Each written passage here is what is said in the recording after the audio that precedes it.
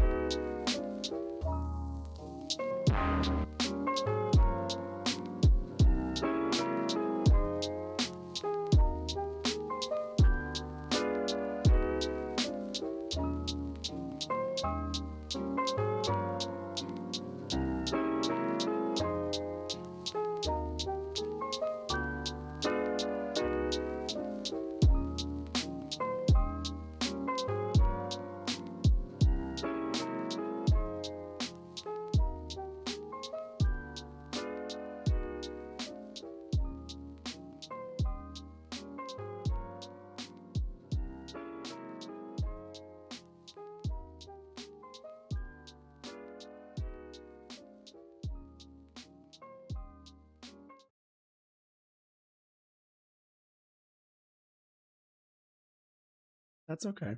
Okay.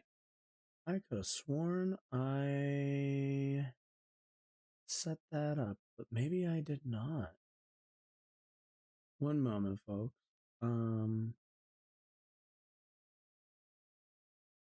I did not. Okay, that's fine. How is everyone doing? Okay, so you all, oh my goodness. I feel like looking at the camera's a bit wonky. 1 second. Is this okay? No, that's right. Maybe crazy. Okay, that I don't. Am I crazy? Do I look off?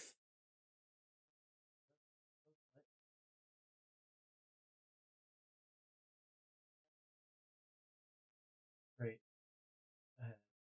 Okay, no. I think we're okay. Okay, that seems to have fixed it. The camera got knocked off the computer at some point. All right. Okay. Let's do the intro really quick and then I'll continue. Good morning, good afternoon, good evening, whenever you might be watching this. My name is Josh and welcome to my channel. On here we talk news, politics, and current events. And as you can probably tell by the sound of my voice and my demeanor, I'm a bit tired. Yeah, I'm pretty tired today, guys. Whoa, okay. We gotta fix. There we go. Okay, excellent. Oof. Yeah. Rough weekend in the real life job. Oh, I just realized also I have the wrong thing on. Hold the phone. Let's get our actual. I was playing around with the light options, but let's get the one we usually use. There we go. That's better. All right. So yeah, golly, I am tired. Like after doing like what, three 12s and like a 9, or what did I end up doing that day? Like maybe like an 8 or 9. Like, I'm all in a row. I'm tired. Luckily I got to spend yesterday watching well, actually doing some more canvassing, and then once the night came we watched Forbidden Door, which if you have not watched Forbidden Door, you should go out of your way to watch Osprey and Strickland for the world title. That was one of, I mean, certainly a match of the year contender. There's like there's like no argument that that's going to be a match of the year contender by the end of the year. That was just amazing. The whole show I thought was really, really good. It really flowed really well. They had a good match order and everything. So very happy with the show. But alas, I have not regained my full strength. But we will endure because we have news. We have news, people. So earlier today, we got another, I believe this is the last one, right? I do believe this is the last. This is going to be the last decision by the court this year. I mean, I'm sure maybe we'll get one more in a week or so, but usually by July, by the 1st of July, that's it. Supreme Court's come out, gotten through all of their rulings. So all that being said, the court's about to go on recess for a little bit. Yeah, the session ended. Yeah, so the session has ended, and we got our final court decision, and it's a bit of a doozy, folks. It's something that I can't say I'm incredibly shocked. I think this was kind of always I think this was like kind of always in the cards. This was a very real possibility of how they would rule. Now we just kind of have to live with the consequences. So let's go take a look, shall we? Supreme Court rules ex-presidents have broad immunity, dimming chance of a pre-election Trump trial. Washington from the AP. Supreme Court on Monday ruled for the first time that former presidents have broad immunity from prosecution, extending the delay in the Washington criminal case against Donald Trump on charges he plotted. I don't even know why I'm wearing this. We're not listening to anything. Let's see. The charges that he plotted to overturn his 2020 presidential election loss, and all but ending prospects the former president could be tried before the November election. So let's get the really quick business out of the way before we get to their decision. The Supreme Court and the 6 justice conservative lean to it have been rather open and rather, I think, brazen about their approach to this and other Trump-related cases. Especially this one, the worry was that they would drag their feet, they would either give broad immunity, or they would give, not even broad, I should say, sweeping immunity to Trump. And it looks like they've kind of gone for, we're going to give a lot of leeway in terms of immunity. We are going to, I believe they decided, we'll kind of see this in the article, they decided elements already were immune in the case, and kicked it down to the lower courts, meaning we're in July right now. So what is that? July, August, September, October, November. There is, within 5 months, the lower courts need to come to a decision on the lower federal courts need to come to a decision on whether this whole trial can even move forward. And these sorts of trials take a long fucking time. So apologies. It appears, I'm also kind of stuffed up today. It was a rough weekend. But it appears that their play here is the delay tactic, that this is all going to get pushed farther and farther back. And by the time it does, Trump would have already won the presidency. The Department of Justice does not prosecute presidents, sitting presidents. It's a policy of theirs. And most likely he'll just pardon himself. and then boom, off the hook. So they kind of went the route that a lot of people, I think, expected. But in a historic 6-3 ruling, the court's conservative majority, including 3 justices appointed by Trump, narrowed the case against him and returned it to the trial court to determine what is left of special counsel Jack Smith's indictment. The ruling reflected a muscular view of presidential power and left dissenting judges to criticize it as undermining a core democratic principle that no person is above the law. Now, keep in mind, like, what's crazy too is this is coming from the same ideological wing that claims that they want limited government. So it's another example of conservatives in the country like revealing kind of their dishonesty about their actual ideology. If you truly believed in limited government, you would not be okay with this. But because the conservative movement at the end of the day is tied to the Republican Party, they're going to do whatever it is they need to do to win back the presidency, win seats, and win elections. Like, at the end of the day, the actual ideological bend is secondary to what's the word I'm looking for? Advancement of the party's goals. The court's decision highlighted how the justices have been thrust into an impactful role in the November presidential election. Earlier, they had rejected efforts to bar him from the ballot because of his actions following the 2020 election. The court last week also limited an obstruction charge faced by Trump and used against hundreds of his supporters who stormed the Capitol on January 6, 2021. The split among the justices also in many ways mirrored the political divide in the country. Under our constitutional structure of separated powers, the nature of presidential power entitles a former president to absolute immunity from criminal prosecution for actions within his conclusive and preclusive constitutional authority, Chief Justice John Roberts wrote for the court. And he is entitled to at least presumptive immunity from prosecution for all his official acts.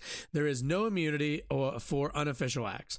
Now, okay, so here's kind of the fun part that we'll kind of see here is keep noting that whole official acts and unofficial acts. Like, that's going to be really important going forward. The Chief Justice insisted that the president, quote, is not above the law, but in a fiery dissent from the court's 3 liberals, Justice Sonia Sotomayor wrote, in every use of official power, the president is now a king above the law. Reading from her opinion in the courtroom, Sotomayor said, quote, because our Constitution does not shield a former president from answering for criminal and treasonous acts, I dissent. Sotomayor said the decision, quote, makes a mockery of the principle foundational to our Constitution and system of government, that no man is above the law. The protection afforded presidents by the court, she said, quote, is just as bad as it sounds and it is baseless. Trump posted in all capital letters on his social media, big win for our Constitution and democracy, proud to be an American. Of course. Smith's office declined to comment on the ruling. Joe Biden's campaign sent a statement that the Supreme Court's immunity ruling doesn't change the facts about Jan 6. It doesn't matter. It changes the outcome, or at the very least, it changes the actual like reality of what can be done about it. So what? No, it's fine, guys. So it kind of doesn't. The facts don't matter. That's literally a case where it's like, well, yeah, the facts don't really matter. Let's see. The question becomes, this is reading from chat for those who are going to be watching this later on. The question becomes, what's the extent of Biden's power if he and others do the same thing Trump did or tried to do? Stop the vote to root out issues. I wouldn't trust Biden to get through a sentence completely, much less have immunity. My eyes, it reaffirms the powers of the impeachment. Yeah. I mean, at the end of the day, here's a good question for a lot of people. Here's a good question. If we are going to say that official acts of the president are deemed legitimate and not up for prosecution, then you would have to argue that George Bush lying this country into war back in 2001 was not even like was not only legal, but like you couldn't go after him for falsifying evidence to drive us into a war. Like, And I don't think any reasonable person would go, oh yeah, I think the president, we shouldn't be able to prosecute George W. Bush, sorry, for lying about WMDs in Iraq, for lying about the threat that now I'm forgetting his fucking name, not Hussein, fucking holy shit, it's been a long time. Who am I thinking of? Homeboy. No, Saddam Hussein was one who planned the actual 9/11 attacks. What was God damn, what president of Iraq? Holy shit. Am I like crazy? 2001? I like I can see dude's name. No, not Obama. No, wait, no, maybe I am thinking of Saddam. Wait a minute. Bin Laden was the head of what's it called? Was I right? Was Hussein the president of Iraq at the time? Because Bin Laden was not Hezbollah. Fuck, dude, my brain's fucking scrambled. Also, I think my entire 1 second. We're gonna reload all of Google because Chrome's not liking it right now. Here, I'll close my other tab. I'll close this for now. Let's try that again, folks. Hussein would okay, so I was right. Okay. I was like, what's going on? Why am I not okay? Are we good now? Cool. Yeah. But yeah, lying about the threat that Saddam Hussein posed to the country. Like, are we saying that that's not prosecutorial or like prosecutable? That's what the word. I don't think anybody would agree with that. I think most people would get like, yeah, you just lied an entire country into war. Like, yeah, like Obama should have done it. Obama should have prosecuted the guy. I understand that there's like this liberal need to not like shake the apple cart, but like from like a good politics and also from like a a law-based view on it, I feel like they should have absolutely investigated the Bush White House for all of that. But with this ruling, it's now like, nope, you can't go after him, which is crazy.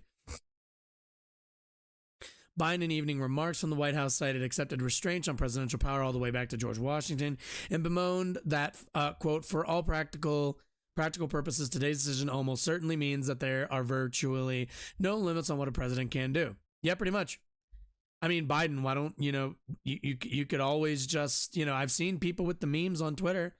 But honestly, honest to God, if Biden had any stones, he'd just expand the court. Just expand the fucking court. Like, what do you, at this point, it's like, what are you losing out on? Nobody respects the court. Republicans are going to screech, but who cares? Just expand the court and load it up and call it a day. Make it useless after this point. Senate Majority Leader Chuck Schumer denounced the ruling as quote, a disgraceful decision made with the help of 3 justices that Trump appointed and undermines SCOTUS's. Like, to be honest, don't you think like people who are put in the position that they're in by the guy they're making decisions, shouldn't all 3 of those justices have recused themselves anyway? Because it's kind of obvious, like, well, this guy like hired you for the job. You're not allowed to rule on a case involving him. Like, I like, that doesn't seem like, that seems rather reasonable. No. Justices knocked out one aspect of the indictment. The opinion found Trump is absolutely immune from prosecution for alleged conduct involving discussions with the Justice Department. So you can wield the Justice Department in that case? So essentially saying you can wield the Justice Department in any way, shape, or fashion because it is an official act. Trump is also, quote, at least presumptively immune from allegations that he tried to pressure Vice President Mike Pence to reject certification of Democrat Joe Biden's electoral vote win in January 6th. Prosecutors can try to make the case that Trump's pressure on Pence can still be part of the case against him. Roberts wrote, the court directed a fact-finding analysis on one of the more striking allegations in the indictment, that Trump participated in a scheme to enlist fake electors in battleground states, won by Biden, who would falsely assert that Trump had won. Both sides had dramatically different interpretations as to whether that effort could be construed as official, and the conservative justices said determining which side is correct will require additional analysis at the trial court level. And yeah, really. Roberts' opinion further restricted prosecutors by prohibiting them from using any official acts as evidence and trying to prove a president's unofficial actions. Yeah, so this is like, I mean, a lot of this is you have to, you know, we will only you can only prosecute a president if you are standing on one leg. It is literally like the SpongeBob, like fucking you have to do the whole like stand on like you know, stand on one leg, you know, fucking I can't show it because of fucking I can't, you know what I'm talking about though. The fucking, you land on your left foot, don't use forget it. Like it's that for like, if you would like to prosecute a president, it can't be, you can't use anything that's already deemed an official act. So if the president's like, oh, I talked to the Justice Department about sending in the National Guard to break up fucking a pride rally or something, like you literally cannot use that conversation, even if it's been recorded. And Trump was like, yeah, go down there and beat the shit out of a bunch of fucking pride rally goers, like beat the shit out of them, do whatever you want, because it was said to the Justice Department as the president. It's an official act. You can't do anything about it. Can't be held liable. Nothing. Roberts' opinion further restricted prosecutors. All right, I said this. One example not relevant to the case, but which came up in arguments, was a hypothetical payment of a bribe in return for an ambassadorial appointment. Can I get an explanation of this? Like, under Monday's decision, a former president could be prosecuted for accepting a bribe, but prosecutors could not mention the official act, the appointment in their case. So you would literally not be able to point to the money being handed over and the actual appointment happening, and you would have to prove without the actual money exchange and without the exchange of like favor, you would have to prove bribery, which is literally like, hey, you have to prove bribery without like the main evidence to prove bribery. You'd have to prove it in like 8 different ways, all of which would be like, okay, well, this witness says that they saw them pay them, but we can't use that. But even if that's true, it's like, it was an official act, doesn't matter. I'm allowed to pay them whatever I want. Amy Coney Barrett, who joined the rest of Roberts' opinion, of course she did, parted company at this point. The Constitution does not require blinding juries to the circumstances surrounding conduct for which presidents can be held liable.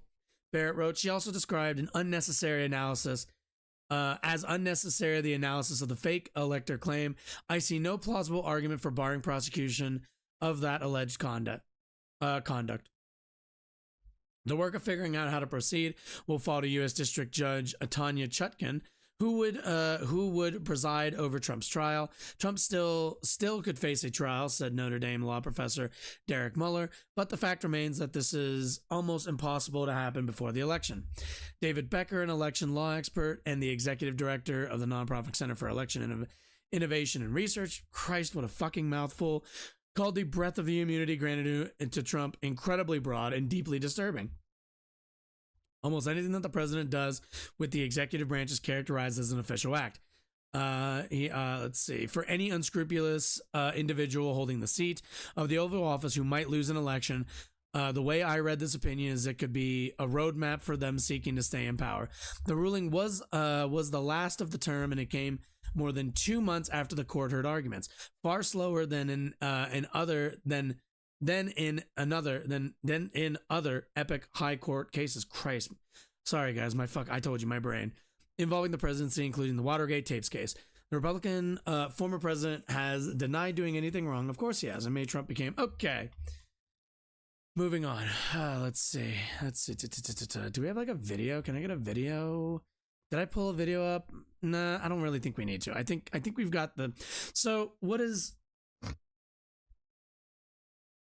log it in for 1 second. So we are going to be facing now, after this point, we are going to be facing a, stop it. Why are you auto-playing? Why are all my videos auto-playing now? We are going to be facing a world from this point on where presidents are going to be having even more like explicit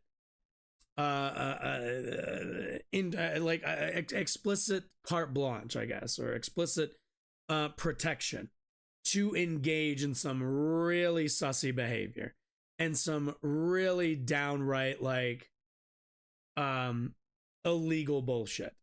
I don't really have like, I'm running out of I've kind of run out of words a little bit, I feel like, because what else am I, or I think anybody else concerned with the state of our democracy? What else are we supposed to say to kind of, I think, properly, what's the word I'm looking for? Properly communicate to people who don't pay attention to politics how dire this ruling is. Because there are going to be a lot of people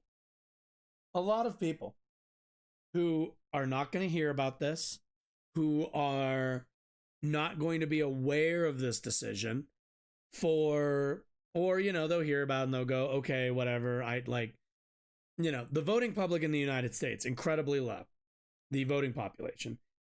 And the severity of stuff like this is something that I think if we lived in a country where people were more involved and more plugged into the daily happenings of their government,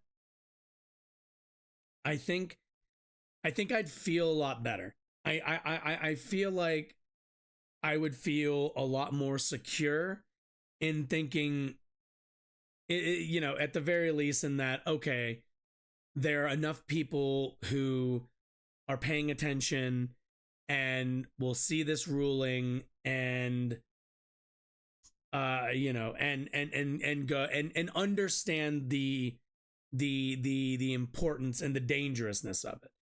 Arizona, like how do you explain, I got done working on Saturday night and talking with my coworkers. We're like talking about work and somebody mentions like OSHA violations, like they like something benign, and like it just got me thinking, like, this person. And when we've all like worked with people, we've all like, with our coworkers, we're like, why are things like this? Why are things like that? Why aren't we doing this? Why aren't we doing that? Like, and it just gets to a point where you wonder, you're just like, the thing that keeps your water clean, the administration that keeps your water clean, the administration that keeps your workplaces from putting you in like increasingly dangerous situations, like all this stuff has taken a huge hit. We just started a union at my store. This is going to affect the NLRB, and I've had to have conversations with people and saying, through no fault of our own, and just because the Supreme Court decided it would now be more, it's going to be more difficult to take actions as a union. We are going to have to get more militant. We are going to have to get more aggressive, and getting people to invest in their workplaces when the NLRB does not have the power or the ability to make decisions as freely as they've been, that those decisions are going to be gummed up. We waited 5 months for our vote. We delegated in January. We waited 5 months with a good NLRB that is more in favor of workers right now. If Trump gets elected in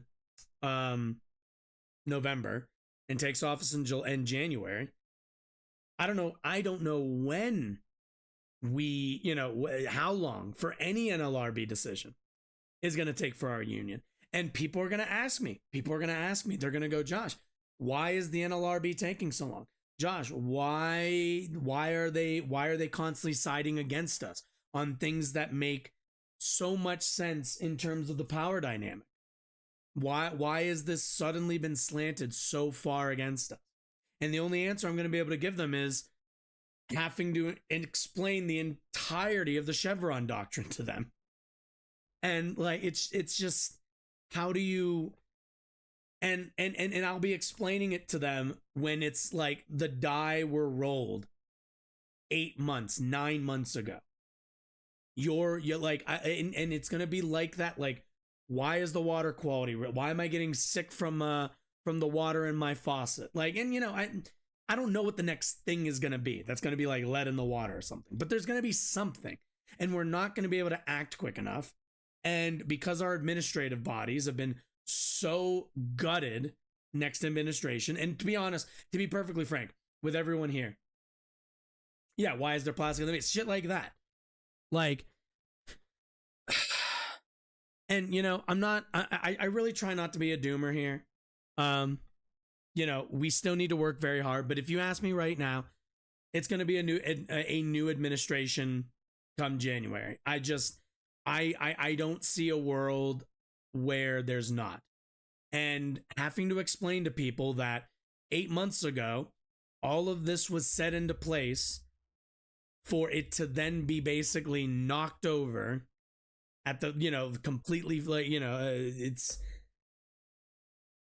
and like people need to care now. And it's almost impossible to get people to care now because it's all so, people think it's so disconnected from them when it's just not. Like, this stuff has downstream consequences, and you know, we're gonna get into a little bit you know, we're gonna get into Biden here in the next segment, but you know, there's presidential immunity stuff in 5 years, 6 years, maybe even during Trump's administration, when it's time for him to exit office. You know, are they going to be able to kick him out? To kick out a president, I'm pretty sure you got to prosecute them. You know, call me crazy, but I'm fairly certain you would have to prosecute a president for not abiding by the, you know, by the term limits. I actually don't know what enforces our term limits. Let's what enforces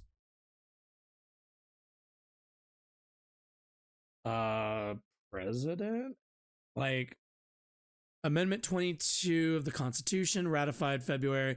Term limits for those elected president outlines accompanying series of stipulations regarding the eligibility of succession of unfinished. So it's like, keep in mind, like, this is one of those cases where if there was, can I just get, what is it? 22nd Amendment? Like, are we going to be looking at a world where Trump is going to pretty much try to play around with the conditions so that, oh, we can't have an election or whoa, whatever. But you can't prosecute him because it's an official act, or because it's just, you know, and then are we going to trust the courts to make this decision? 22nd Amendment of the Constitution. No person shall be elected to the office of the president more than twice, and no person who has held the office of president or acted as president for more than 2 years of a term of which some other person was elected president shall be elected to the office of the president more than once. Well, oh no, okay. So again, and it's like, I mean, no, I mean, I don't know. I mean, maybe they both last 4 years, but you know, I mean, Biden's probably not, right? Like, I think we all kind of see that, but like, if depending on Trump's VP, I mean, if Trump picks somebody monstrous for his VP, then but again, this throws into how much can he obstruct the, I guess, what's the word? The what is the word I'm looking for? Like, the question is, how much is he going to be allowed to obstruct the process that the 22nd Amendment established? That's going to be the real question. Like, is he going, it's just how far does he get? And according to the Supreme Court, it's pretty much as far as he wants. So I just can't help but be a bit concerned, and when people are wondering why can't they prosecute him for stuff, we're going to be like, oh yeah, back in 2024, how many official acts breaks the yeah, good question. And that's going to be something that, and like, look, in a world where we had a good Democratic Party, they would maybe, and this might be me getting into some Twitter memery as well. Maybe, maybe if we had good Democrats, they'd maybe do something a little official. They'd do some official acts themselves on the way out before, I don't know, hopefully repealing or figuring out a way to nuke that ability. But they're not going to. They're going to leave it in place. Doesn't seem like the Biden administration is going to come out all that strongly against the decision. And I think more than likely, Trump's going to come in with those abilities. So, I don't know, folks. It's just, but speaking of, let's go take a look. So we all saw the disastrous debate performance of Joe Biden last Thursday at the first of two presidential debates, the second one to be held in September, I believe. After which there was quite a lot of hullabaloo. There was quite a lot of a bit of a kerfuffle over on the networks and on their panel boards that they do while they react to the debates. There was a lot of talk of Biden's replacement, a lot of talk of possibly going in a different direction when it comes to Biden's Biden actually running. That seems to have, over the weekend, that seems to have taken a real backseat. Everyone seems to be messaging that Biden is moving forward, that things are business as usual. And Nancy Pelosi decided to go on CNN to reassure the American people that Joe Biden is, against all of our eyes, totally fine to be the president. So, Yes, YouGov poll out this morning that was taken after the debate finds that 72% of voters now say they do not think President Biden has the mental or cognitive he sounded good the next day. Weird as fuck. Even here with me now is one of the. So that's like the thing, right? So okay, so like I did hear that he went to a rally like right after and sounded a lot better. We can like maybe look a little bit at that, but like the actual, from a politics perspective, the problem is that he performed poorly on stage, which, like, you can perform at your own personal rallies really well, but if you're on national television in front of the country and you do that poorly, that's unacceptable.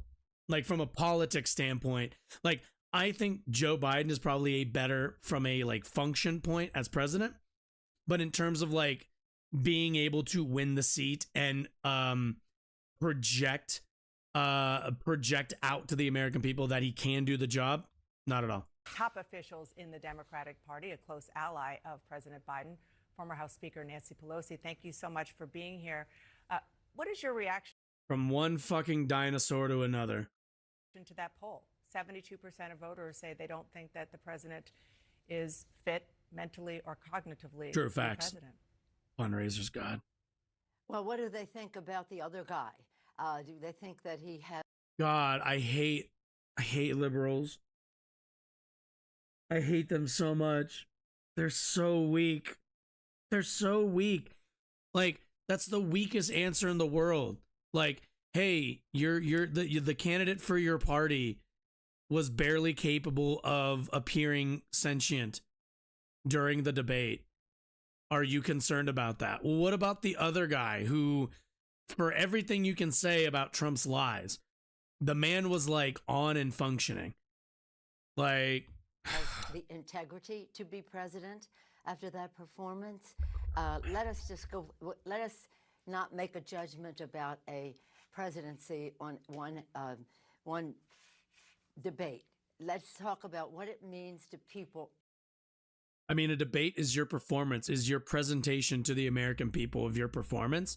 And if you do badly, that's not a reporter's job to not focus on it. It's on your job to perform well, to which he didn't. In their lives. And that's why you're not seeing much change in the polls on this.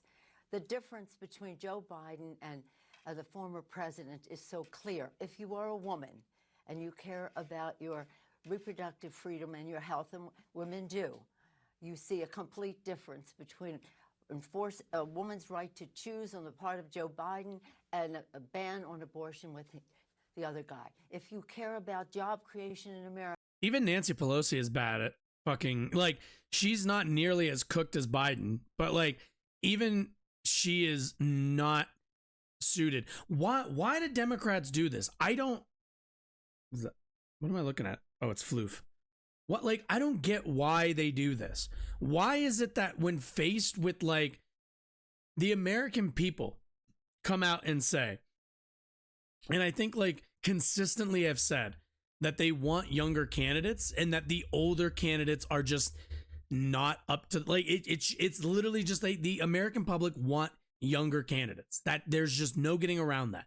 Like no nothing, just no qualifications, no nothing. Just they want younger candidates. And what do Democrats do? Democrats send out, and they trot out Biden. They fucking roll Biden out there to do that debate and look like an old decrepit fuck. And then they're like, how do we respond to this? Let's get another dawdling old woman to respond and assure people that we've got this covered. Like, guys, you look like a senile party. There are numerous members of this party that are below the age of 40, hell, below the age of 50, I'll take, that are capable of delivering this message and delivering these talking points. I do not understand, besides like just being old, arrogant fucks, why Democratic leadership is insistent on framing themselves as an out-of-touch, senile party. I don't know why. 15 million more jobs created by Joe Biden, the worst job performance record since Herbert Hoover for the other guy. If you're concerned about saving the planet, you're a young person, you're caring about the planet and its future, Joe Biden, the first person in the Congress to pass a resolution to study the climate change in the 80s, even before I was in Congress, a guy who goes to the So like 30 plus years ago? Wow. Really? Yeah, okay. Again, like 30 plus. My dude, like, it's just.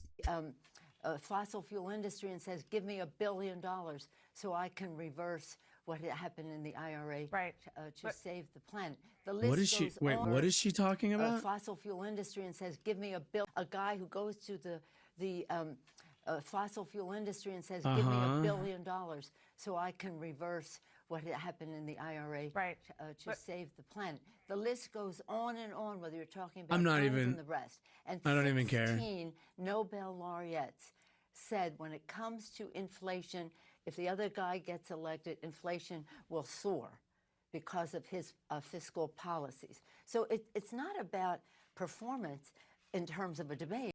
You know, it's going to sound conspiratorial on my end. I know it will, but I'll be 200% with you. I feel like if Trump gets elected, you're going to see regular prices for like groceries and shit go down, because I suspect, and again, this might just be my conspiratorial brain speaking a little bit, but I suspect a lot of businesses would rather Trump win, and as a reward for that, and as a way to, I think, because Americans I feel like tend to think, oh, the economy's better when Republicans are in charge because Republicans are better in terms of in terms of like overseeing the economy. Like objectively untrue. But what does happen is you see businesses be just a little bit less monstrous because they're getting so many kickbacks, because they're getting so many tax cuts. You know, they're not going to price gouge, because at the end of the day, they want to give people the impression that you want to vote for the guy who's going to cut my taxes, because then I won't price gouge you. And the guy who is going to either A, not cut my taxes, or B, raise my taxes, I'm going to price gouge, because you're going to go to him and blame him for the prices, which they should. But if Biden was a smart politician, he'd put fucking caps on these things as a way to just immediately respond to their like outright greed. But because Democrats are way too interested in, or at the very least ideologically aligned around the market and what the market deems, they're not capable of doing that. They're not capable of fucking actually putting those price controls on things to ensure that that the prices don't get out of hand. Like, there are ways to combat that, and Democrats just don't, and they take the blame for it every single time. But almost certainly, I mean, inflation would climb for the same reason it always does during Republican administrations. They cut taxes and they spend money. Like, they still have to spend the same amount of money on the same stuff that we always have to spend money on. It costs money to run the ship called the United States. But if you cut a fuck ton of taxes, especially from the top, guess what?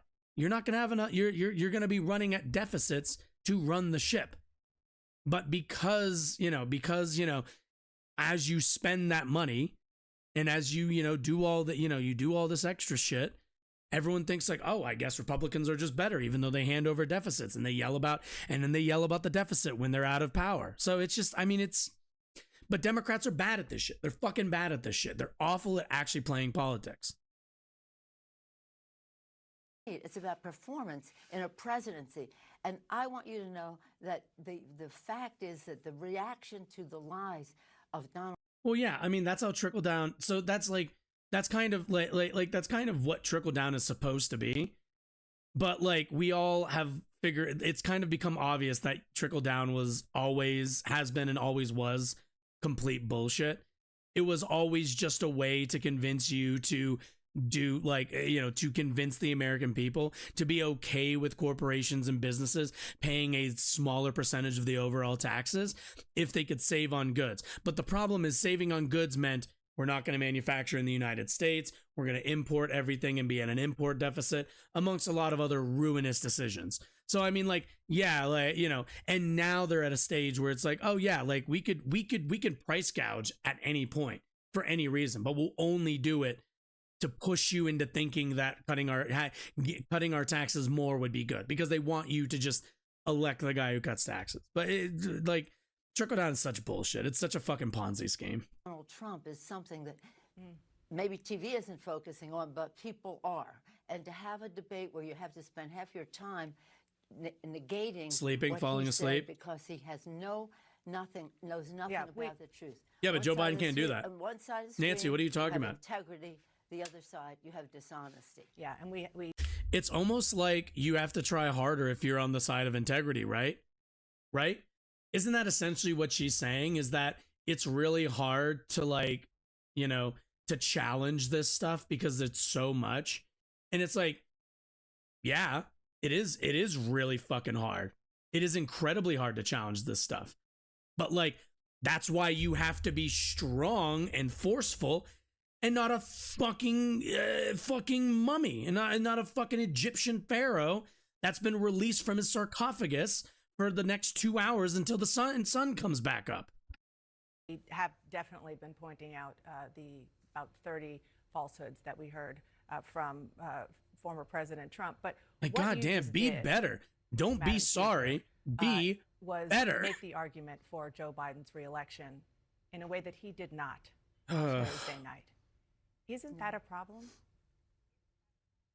Yeah, it's a huge problem. I don't think it's a problem. It's a bad night. A bad night is a problem. Opportunity. It's like you lost a game during the finals. People can do is that a problem? Yeah. If you're not even telling the truth, or do you want to talk what it means to you in your life when this person becomes president? But I don't know. But no, Nancy, you dipshit. Nobody knows what that is in Joe Biden's heart, because it's hardly beating anymore. This president, look, he lied about January 6th. This was a horrible event in our country's history. Well, apparently those were official acts, Nancy. If you had the powers of He tries to blame it Of on me. foreknowledge, you would have known that. I planned my own assassination when he was sitting on his butt in the White House, not sending the National Guard and lying about it on the show. And people are well-meaning. I had one of your reporters say, "Did he really send the National Guard?" No, if they don't even know, then how can we make a Like, how is this stronger? In what world is this a stronger response? Like, say what you want. I don't like what Democrats don't understand is it's not always about being right. And oftentimes it's not at all about being right. What it is about is appearing to be right and being strong in your convictions in that. And they're fucking capable. They're just incapable. They don't know how to project strength. They don't know how to project anything other than like your managerial, your like fucking grocery store, Best Buy manager, like affirmative, like, yep, like I approve kind of energy. Like, it's just, what's up, Drew? Love you too, brother. It's like, what are, what do you, how, like, this guy gets up there. Trump gets on that stage in front of the American people and speaks strongly and forcefully about stuff that is not true. And Democrats' response is to send out as backup how old is Nancy Pelosi? Like 70 or in her 70s, I believe, to go out there and stutter and shake her way through a weak response, to sit there and go, but we need to talk about the integrity of who should be in the office, and it's like, say it, like be strong for once in your life, for one moment, please. You all tell us every day that this is a national concern, that democracy is on the line, yet you campaign as if like you're ordering the fucking early bird special. And it's fucking pathetic. A judgment about how other people evaluate a presentation. So this is a dangerous person, as opposed to a person who, again, saved our country from COVID. The first bill we passed, shots in the arms, money in pocket, people in jobs, children in school. This president, with his denial and delay, caused people to die.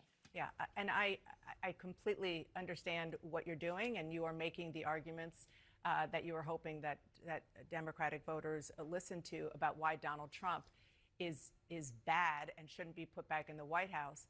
But the reality is there are still a lot of concerns that Joe Biden is the person to get you to that point, to making sure that Donald Trump is not back in there. No. Some prominent columnists, several newspaper editorial boards are just simply calling for Biden to step aside for the good of the country. Tom Friedman, a friend of President Biden's, wrote the following. He wrote, Joe Biden, a good man and a good president, has no business not always about being good if he insists on running. And Democrats have never understood that. And I don't think they will. And it's why they're inadequate. This is why you vote when you vote in primaries, and why you vote for more progressive candidates. To Trump, Biden and his family and his staff and party members who enabled him will not be able to show their faces. What do you say to that? Is there any part of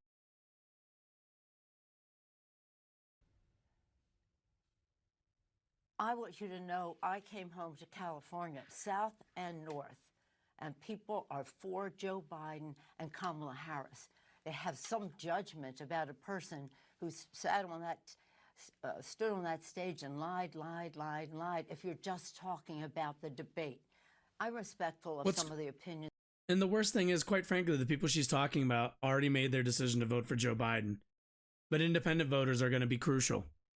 And if independent voters see Biden and go, nah, that guy's too old, like I think everybody sees both on the Democrat and Republican side and for independents, then you're going to lose a ton of support in the center, that people have, which they but cannot also I'm risk respectful of the since grassroots. they're My already people like are very losing much parts of Biden, Kamala Harris, parts of their and coalition.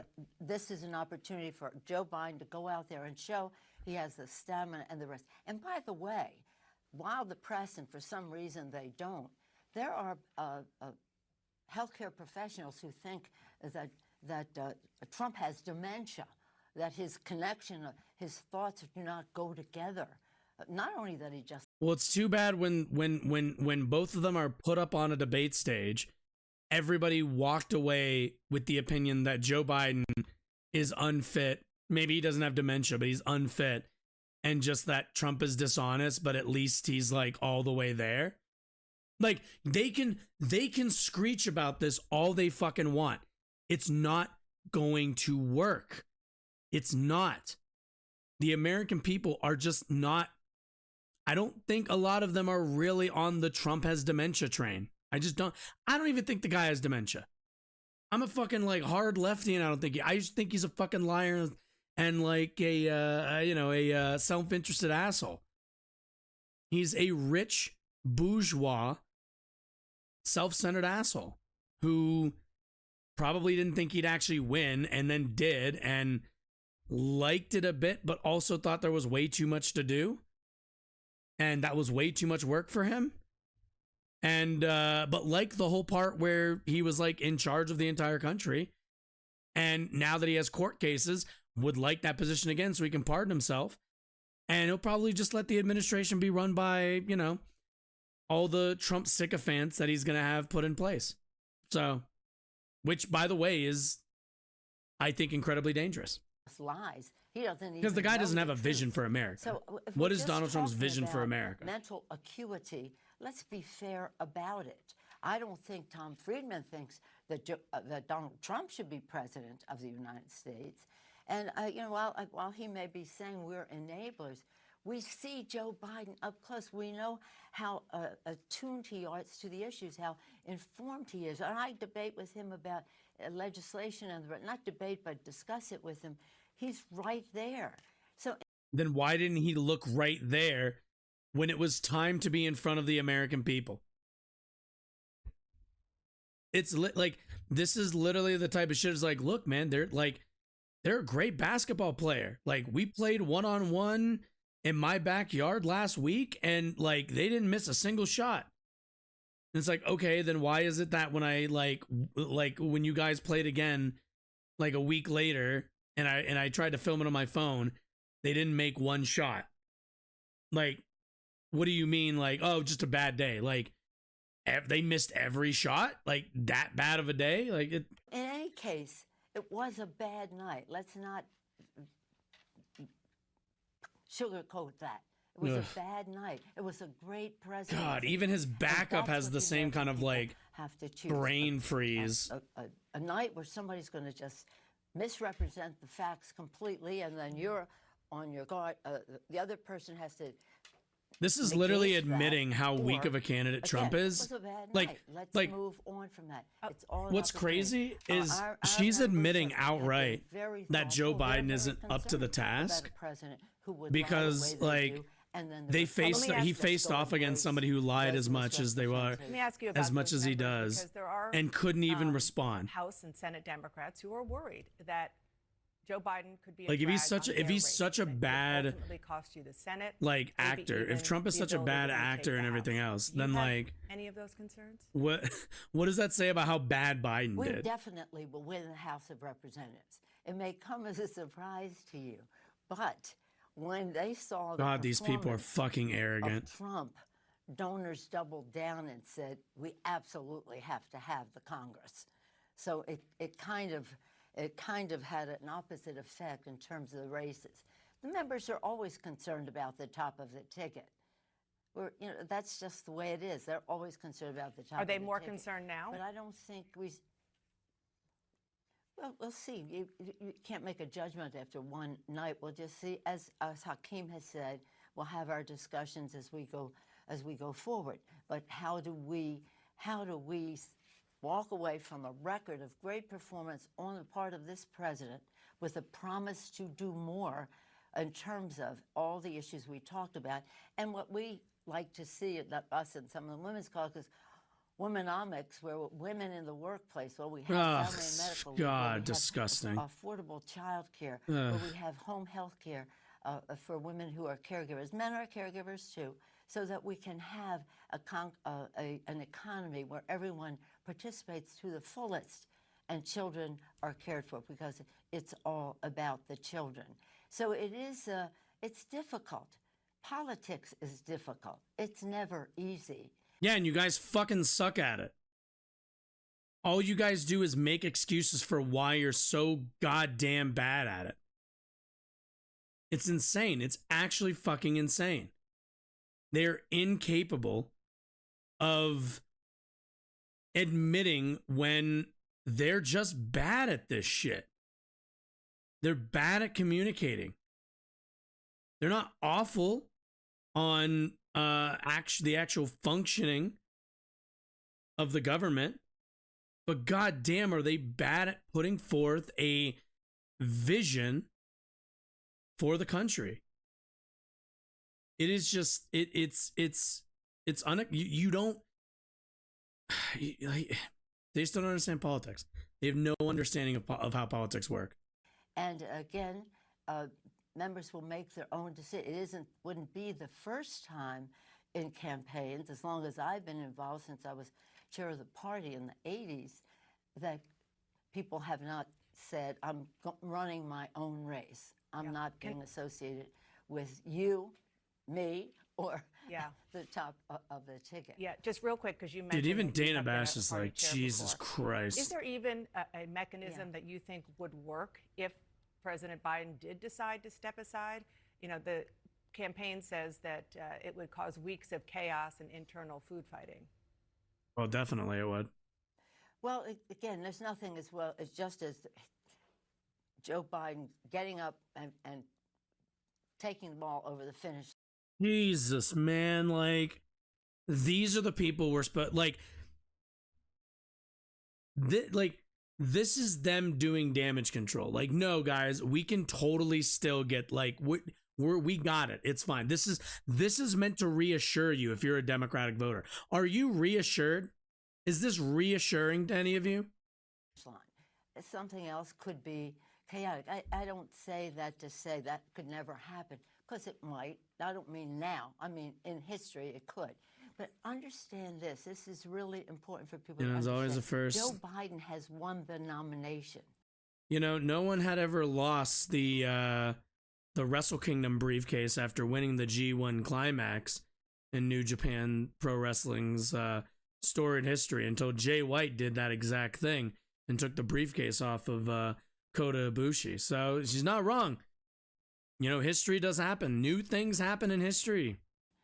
He has won the nomination. But not officially. He hasn't. The roll call hasn't happened. Yeah, but no, but that roll call has been happening around the country because of the timing of the election. It's a very different year. Got it. When and is so you would have to undo the nomination to do something else? That would not be a reason to do it or not do it. The question is, Joe Biden's decision to go forward is a decision that we will all embrace. Holy shit. The record he has. The convention is at the end of August. Dude, that's fucking crazy. No fucking way. What does that leave? Like, what is that? The convention's ends August 22nd, which means what? There's September, October. It's 2 months and like it's less than 2.5 months after the convention. Wow, that's fucking crazy. I mean, that's also when's theirs? Theirs is in a couple weeks. Oh, hey, it's Monday. We'll be able to cover everything but the last day. Maybe I'll ask for this. Maybe I'll ask for this day off. Maybe I'll ask for Thursday off to Yeah, maybe I'll ask for Thursday off. But fuck, dude, like August? The end of August leaves you so little time, especially like if if they went the path of of shuffling it to somebody else, 2.5 months to run a presidential election, zero chance. And the performance that will come with it, and the contrast, a woman's life, and job creation, reducing inflation, saving the planet, stopping the gun violence. How are we saving the planet? This year's the record hottest year on record so far. Like every year has broken the record for hottest year. Like every year that's happened, and it's not like it didn't happen under Biden. So how is that any different? Women's reproductive rights? Oh, hey, those happened under Biden's administration because he was unwilling to what's the word I'm looking for? Expand the court earlier or do anything to counter the Supreme Court. Guns. Did we do anything on guns? Not that I'm aware of. We still have mass shootings across the country. It's just like what has gotten significantly better in this country? People can't afford housing.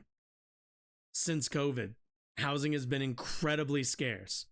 There is no infrastructure plan to build more. So what are we arguing about then? The list goes on and on. Right. LGBTQ rights and all the rest. Okay. There's so much. Such as what? Such as what? What? The continued defense of the ones we have? Like, guys, like, at the end of the day, it's like, sure, like, they like LGBTQ equal protections under the law, under Title IX, are still in place, but that's going to change with the next administration. Whenever Republicans win, that's going to change. And Democrats are not going to win infinitum from this point on. And it'd be one thing if they wanted to pass a law about that, but Biden and his administration has not been capable of getting a law across the finish line. So,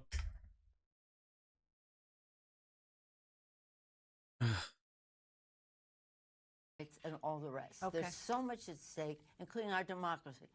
Our flag is still there with liberty and justice for all. That's what the election is about. We are disgusting. Not about We are disgusting a patriotism. one-night, election.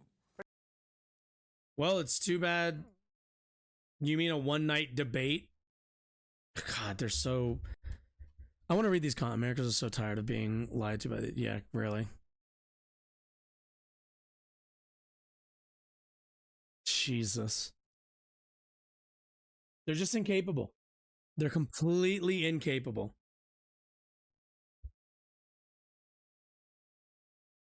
Incapable of challenging with any kind of vigor.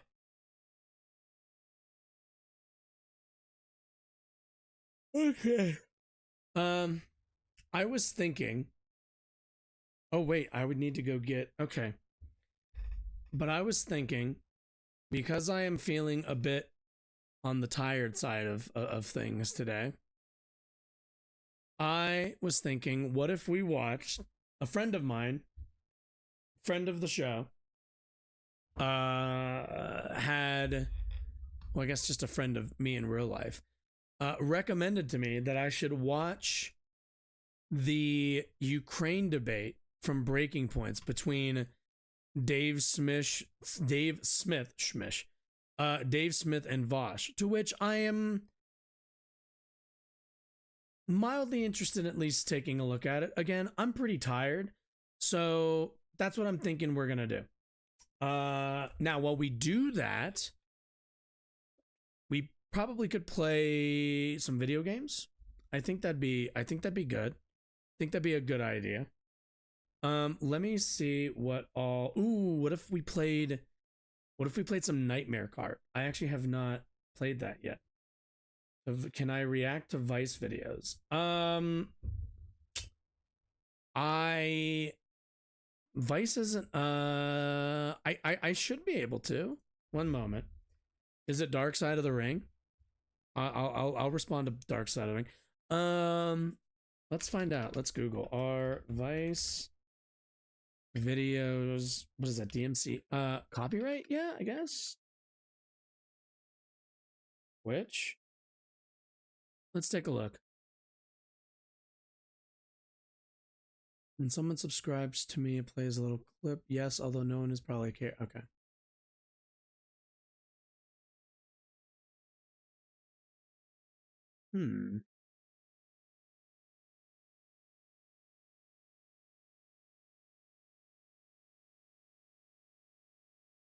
Huh. Any streams that contain copyrighted audio like music will be delisted. Interesting. When was this? Oh, this was like 2 years ago. Okay, so this isn't new. This is let's see. I mean, certainly what is your oh my goodness. Delic and oh my goodness. You can certainly send it and I'll take a look and we'll see if the audio plays.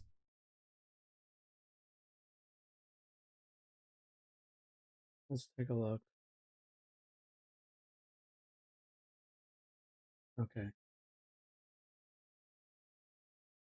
Yeah, in July, Turkish military attempted to overthrow the government.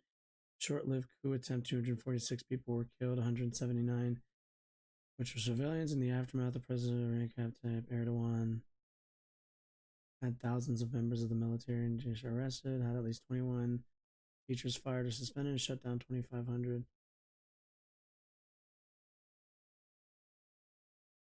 A faction from the Turkish military.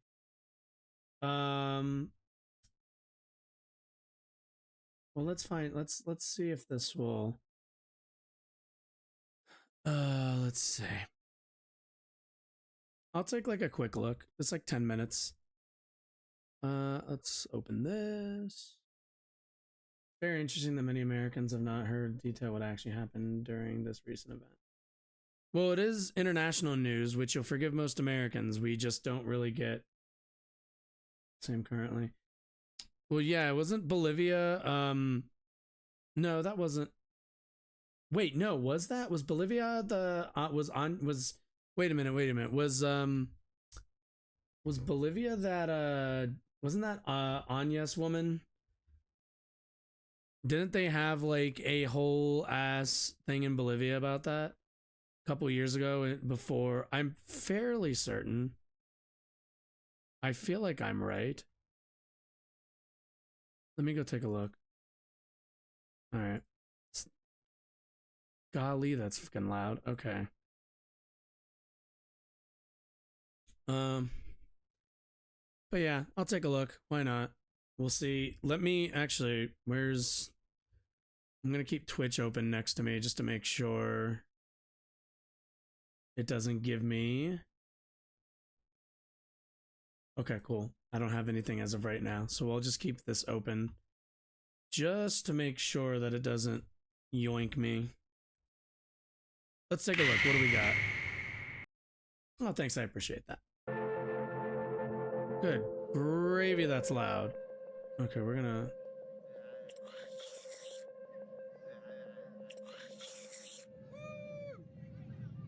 We have officially lifted off. This is a coup.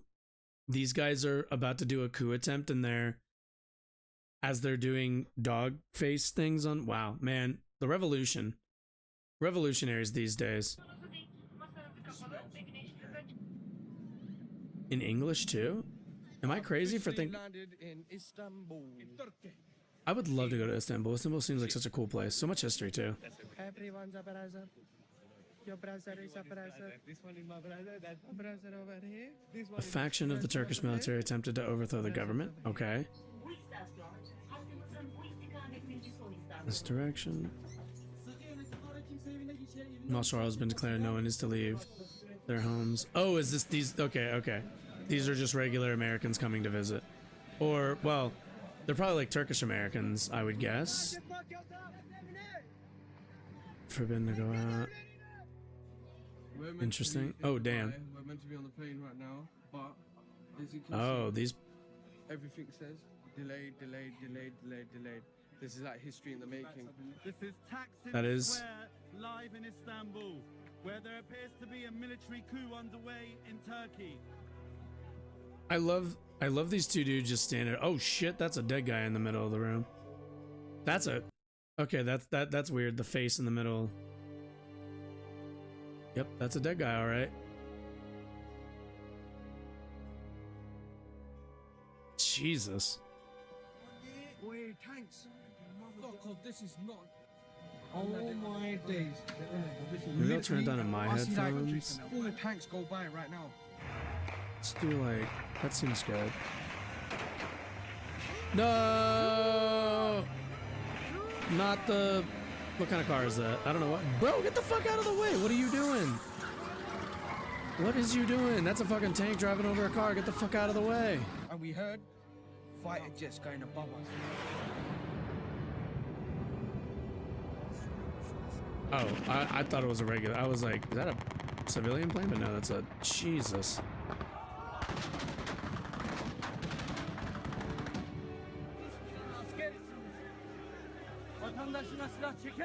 The crowd aren't going. They're confronting the military. They are dismissing the military officer. They're telling us to go away.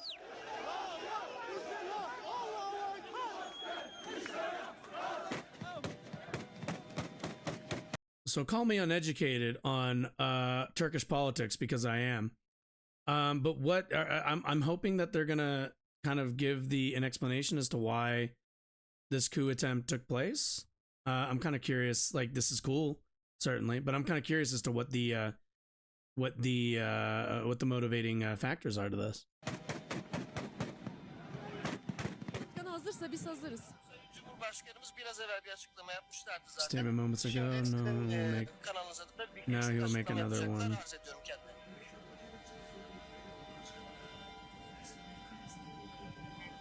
Is that Erdogan on a fucking? Buyurun Sayın Cumhurbaşkanım, dinliyoruz biz sizi.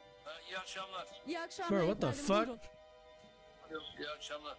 Tabii bugünkü bu gelişme gerçekten Small minority within. silahlı kuvvetlerimizin Am I crazy? Didn't something like this just happen? Right in was it in Bolivia? I don't think it was in Bolivia. Was it Chile? Wasn't there like a very recent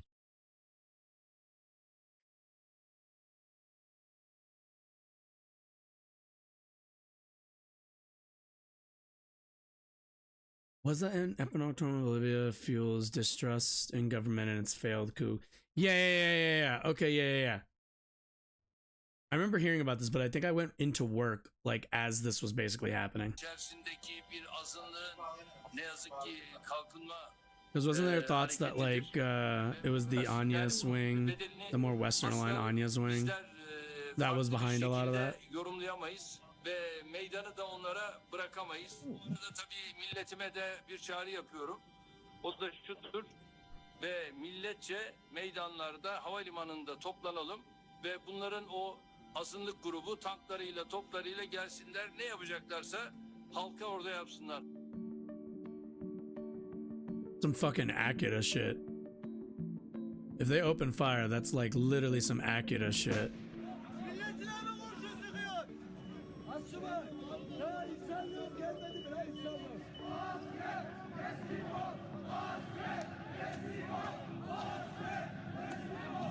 Turkey has a long-standing history of coups, overthrowing the elected governments for reasons of rejecting a people-chosen more Islamic government. Interesting.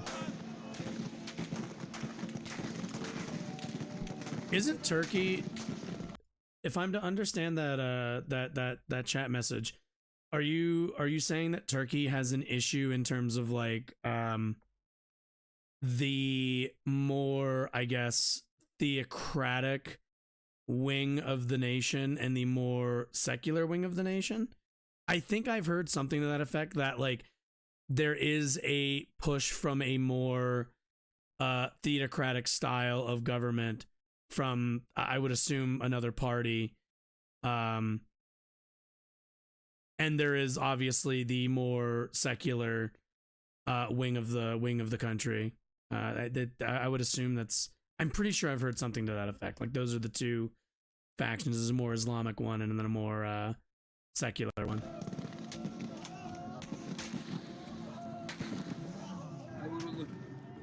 Kolumdan vuruldum, ayağımdan vuruldum. Bundan vuruldum. Önemli değil la. Reis için vallahi billahi önemli değil. Şehit olurum, şehit. Şehit olurum. Jesus.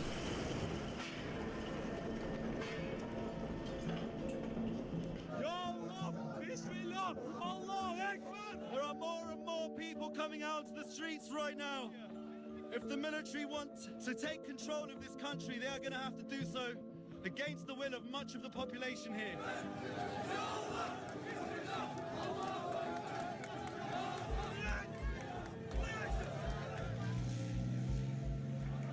I'm not sure they know what to do. This doesn't look like they have any idea what's planned. Senin anan baban da bu vatan. Yaptığınız işin ne olduğunu düşünün. Şu an anladın mı? Oyuna gelmeyin. Tamam komutanı boş ver sen. Komutana basma.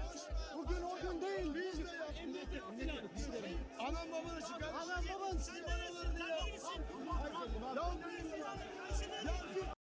It's interesting whenever I watch stuff like this, because I feel like as an American, I have this almost immediate kind of like refrain from thinking, like it's like a knee-jerk reaction. Like in my head, I think to myself, yeah, like that's crazy, man. It's a good thing I live in America, and that's like never gonna happen here. And like I kind of have to like push myself out of thinking that a lot of times.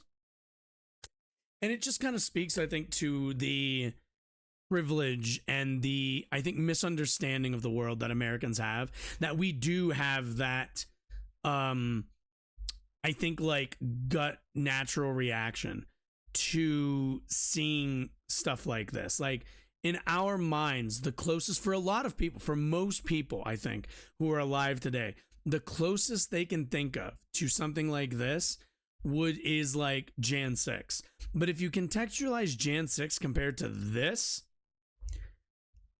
is so much more like emblematic of how countries fall into authoritarianism than something like a Jan 6. Not that Jan 6s are good or that there's something that like we shouldn't be concerned with, but it is very much a I think it speaks to a lot of the like security that we have in this country, that like the closest thing we're going to get to something like that is Jan 6. And while again it not good certainly, but I don't know, man. I always have to tell myself like don't get in the mindset of like it could never happen here. It can always happen here under the wrong circumstances.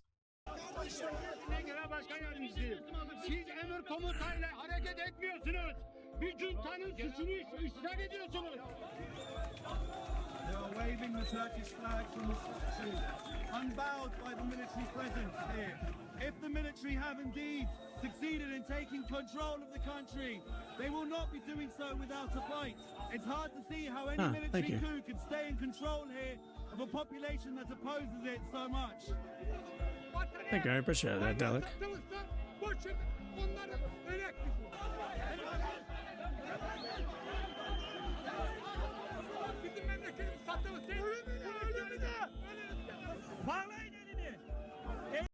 Like, I think the thing I more worry about is that Americans wouldn't be like when seeing something like this, I worry that there aren't enough Americans who would take to the streets and be as brave as these people, to stand up to like military, like, you know, to like a military coup, like you know, it, because that takes a willingness, and I think that takes a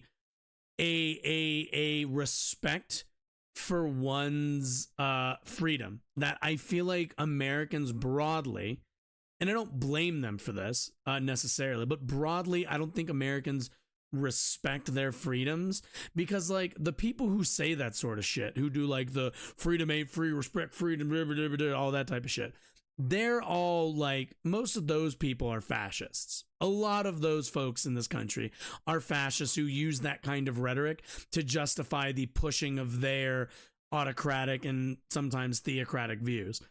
But like, you need regular people to have pride in where they live and a lot of other things, to go out and go, I'm going to defend democracy. I'm going to defend, the rights of people who aren't just me, but everybody's.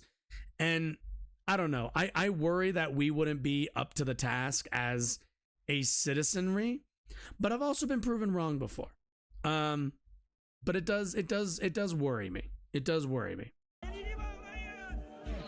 I worry that in a situation, people would be in the United States willing to just let it happen and just kind of let bygones be bygones and, wake up the next day,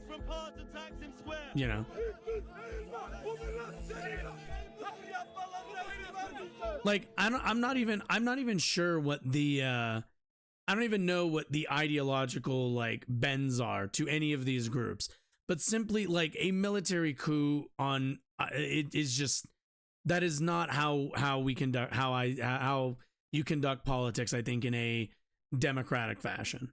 Bro, there's men and women marching on So, I'm not a big fan from the information I've gathered of Erdogan, but I respect the fuck out of people who are like, nah, fuck that. See the flags, man.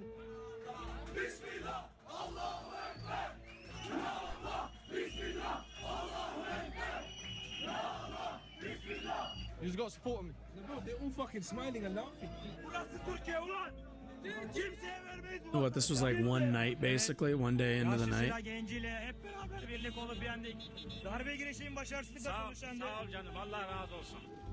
Sana biz onlara teslim etmeyeceğiz. Demokrasi hiçbir şekilde engellenemez. Ülkeyi sana vermeyiz. Bu ülkeyi feda etmeyiz. Sandıklardan nasıl kurtardıysak bugün bu meydanlarda zafer İslam'ındır. Zafer Türkiye'nindir. Türkiye Cumhuriyeti'nindir. Şükürler olsun. TRT'ye vatandaşlar giriyorlar. Ve ona sahip çıkan ve burada demokrasinin yayınını yaptıran aziz milletimize teşekkür ediyorum. Milletimizi birlik, bütünlük içerisinde olmayı Allah nasip etsin. Amin dayı.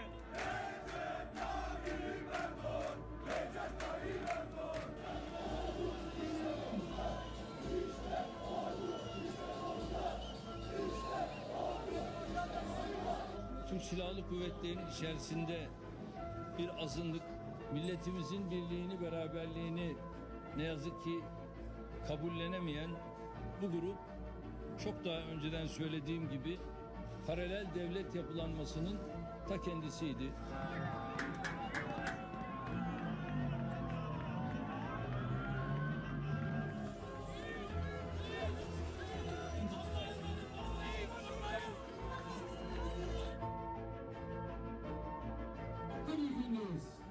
Zira 40 yıl bu ülke bu paralel devlet yapılanmasından çok çekti.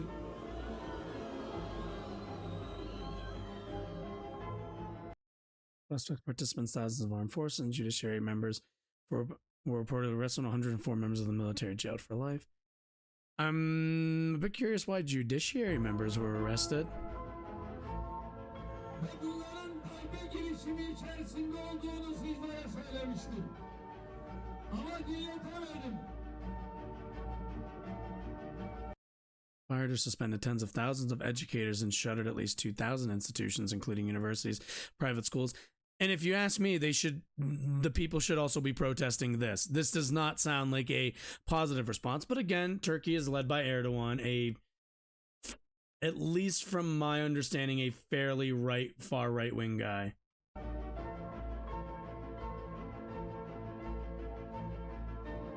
Şimdi ben buradan Amerika'ya sesleniyorum. Pensilvanya'daki 400 dönüm arazinin içinde olan bu zatı ya defort edin. What the fuck is that guy? Bize verin demiştim. So it targeted those with sympathies for our ties to the scholar Fethullah Gulen, an Erdogan critic and Turkish government considers a terrorist. Gulen has denied any involvement in the attempted coup.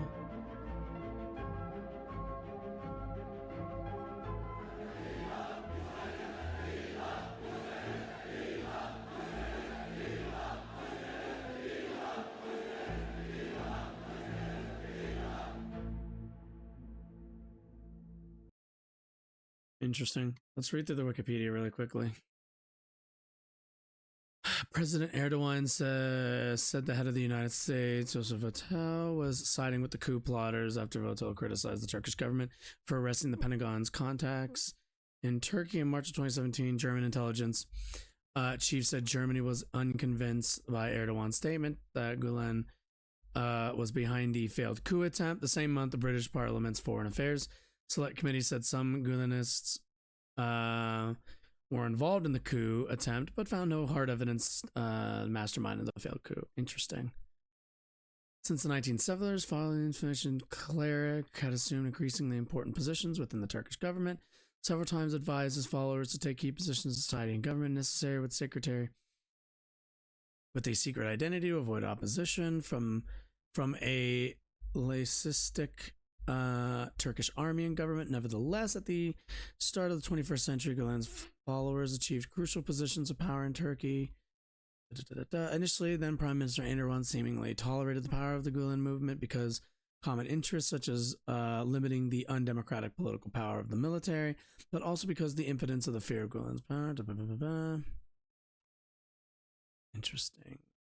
Swiler reported that Kemalist ideology played a huge role motivating the coup attempt, like all previous. Okay, what is this? Also known as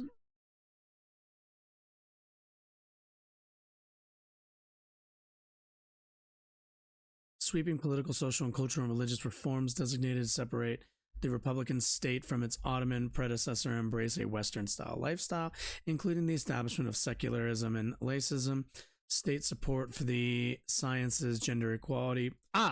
So it seems like, okay, so based on my limited information and reading, it seems like there was a much more Western aligned, kind of less traditional, traditional, like in terms of values, led opposition within the military, which led a attempted coup. On the much more right wing government of Erdogan.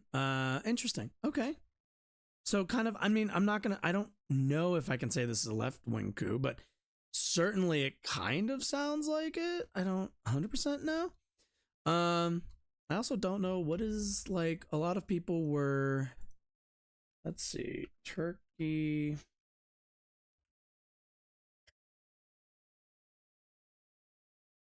Curious. Turkey. Is Turkey a democratic country? Flawed democracy. Political system until recently was a parliamentary democracy where the executive power rested with the prime minister, where there was also a president who held quite significant power, including high courts and key state institutions. Interesting. Hudson Institute. Turkey's declining democracy. Politics of... Oh my god, I am not reading all of that. Interesting. Well, always interesting. Always good to get more info. Or at the very... Oh, what is this? The Economist Democratic Democracy Index. Cool, here we go. What are we in? Flawed democracy? Full democracy? What is... Oh god, I'm gonna have to find Turkey on a map. Actually, no, that's not that hard. Isn't Turkey, like, right here? Oh, Jesus. Okay, let's see. Yeah, because isn't... Wait a minute. Okay, now we're gonna... Okay. Okay. No. Just give me the country.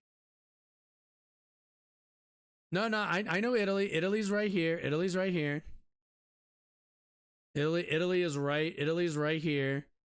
I know that Turkey is the bridge between the Middle East and... Is it this? Is it this little boy right here? It can't be. Is it this? The yellow. This one. This, like, kind of bright yellow. This boy right here. When I thought bridge, that's why I went here. Is this, oh, what is this? Is this a body of water? What is happening here?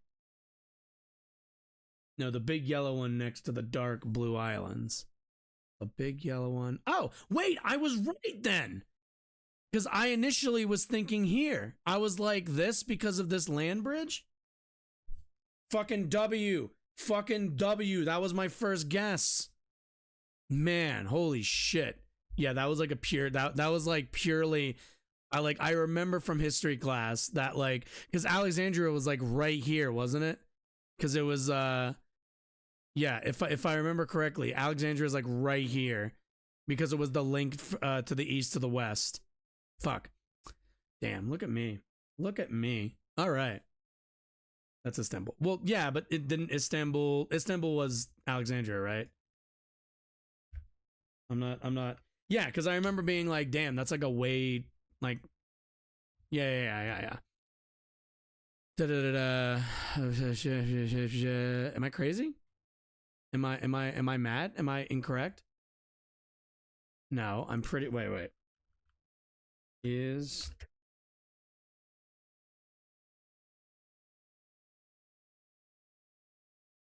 Yeah, isn't it?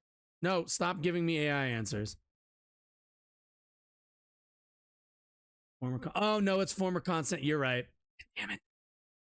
Alexandria is a better name. I was kind of close. I was thinking like, yeah, that's kind. Yeah, I don't know why they went with. Why did they end up renaming it constant? Like, it's not a bad name, but foreign American. Thank you. Quite good. I mean, I don't think I could do. Could I do one of those like country tests? Ooh, should we? Geography quiz? Wait. Okay, let's see. Countries of the world quiz. Let's go. All right. Oh dear God. Okay, start. Cool. Enter a country's name. What? Wait, no. That's not. No, this is what I want. No, this isn't what I want. Oh wait, is that it? Was it world map quiz? Hold up, world map without 20 random countries. No, it's fine. Just give me a world map. Just give me a world map. World. Give me a map. Give me it. Let's find out. World. Hello. Oh, I spelled it wrong. Wow. This keyboard is like world map without. I don't know what that means. With an empty map. No, world map with random merge countries. Random countries with on the world map. Okay. Oh dear. I'm already waffling. No, just give me like the one. Nah, that's fair. We're not. If I do geography quizzes, this one maybe. Oh, for fuck's sake!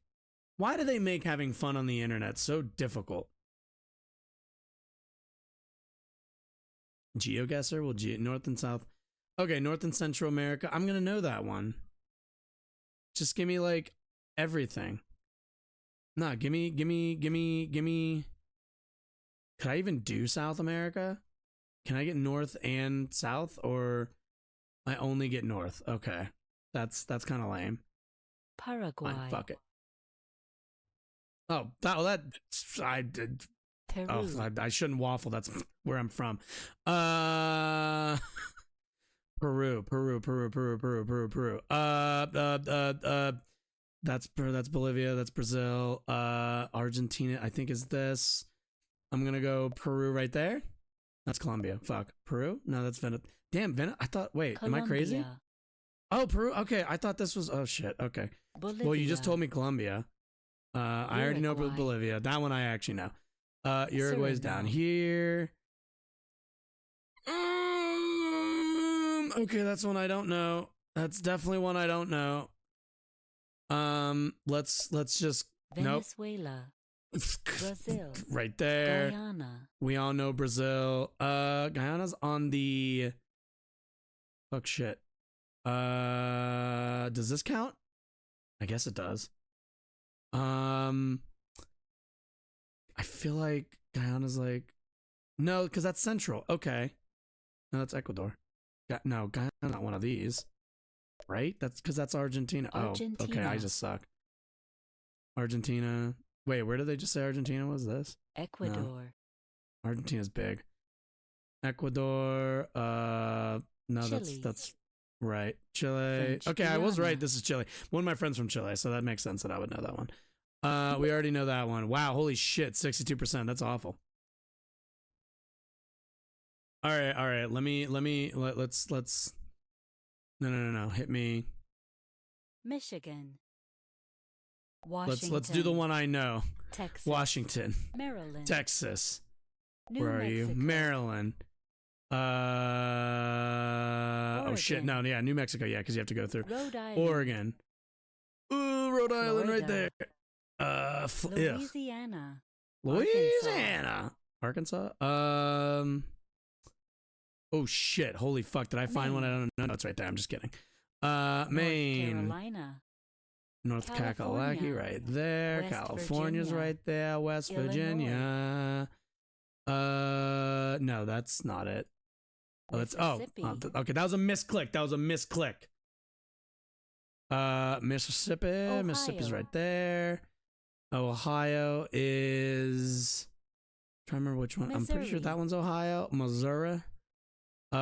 Shit. It's always the northern ones, because that's Idaho.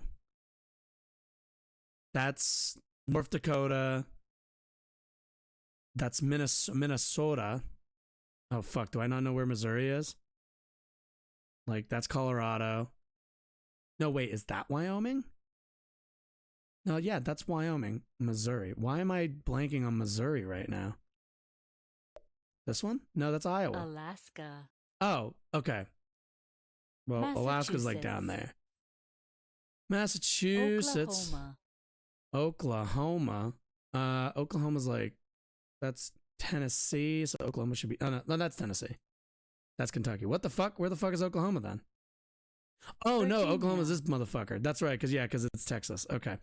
Yep, Virginia. Wisconsin. Wisconsin.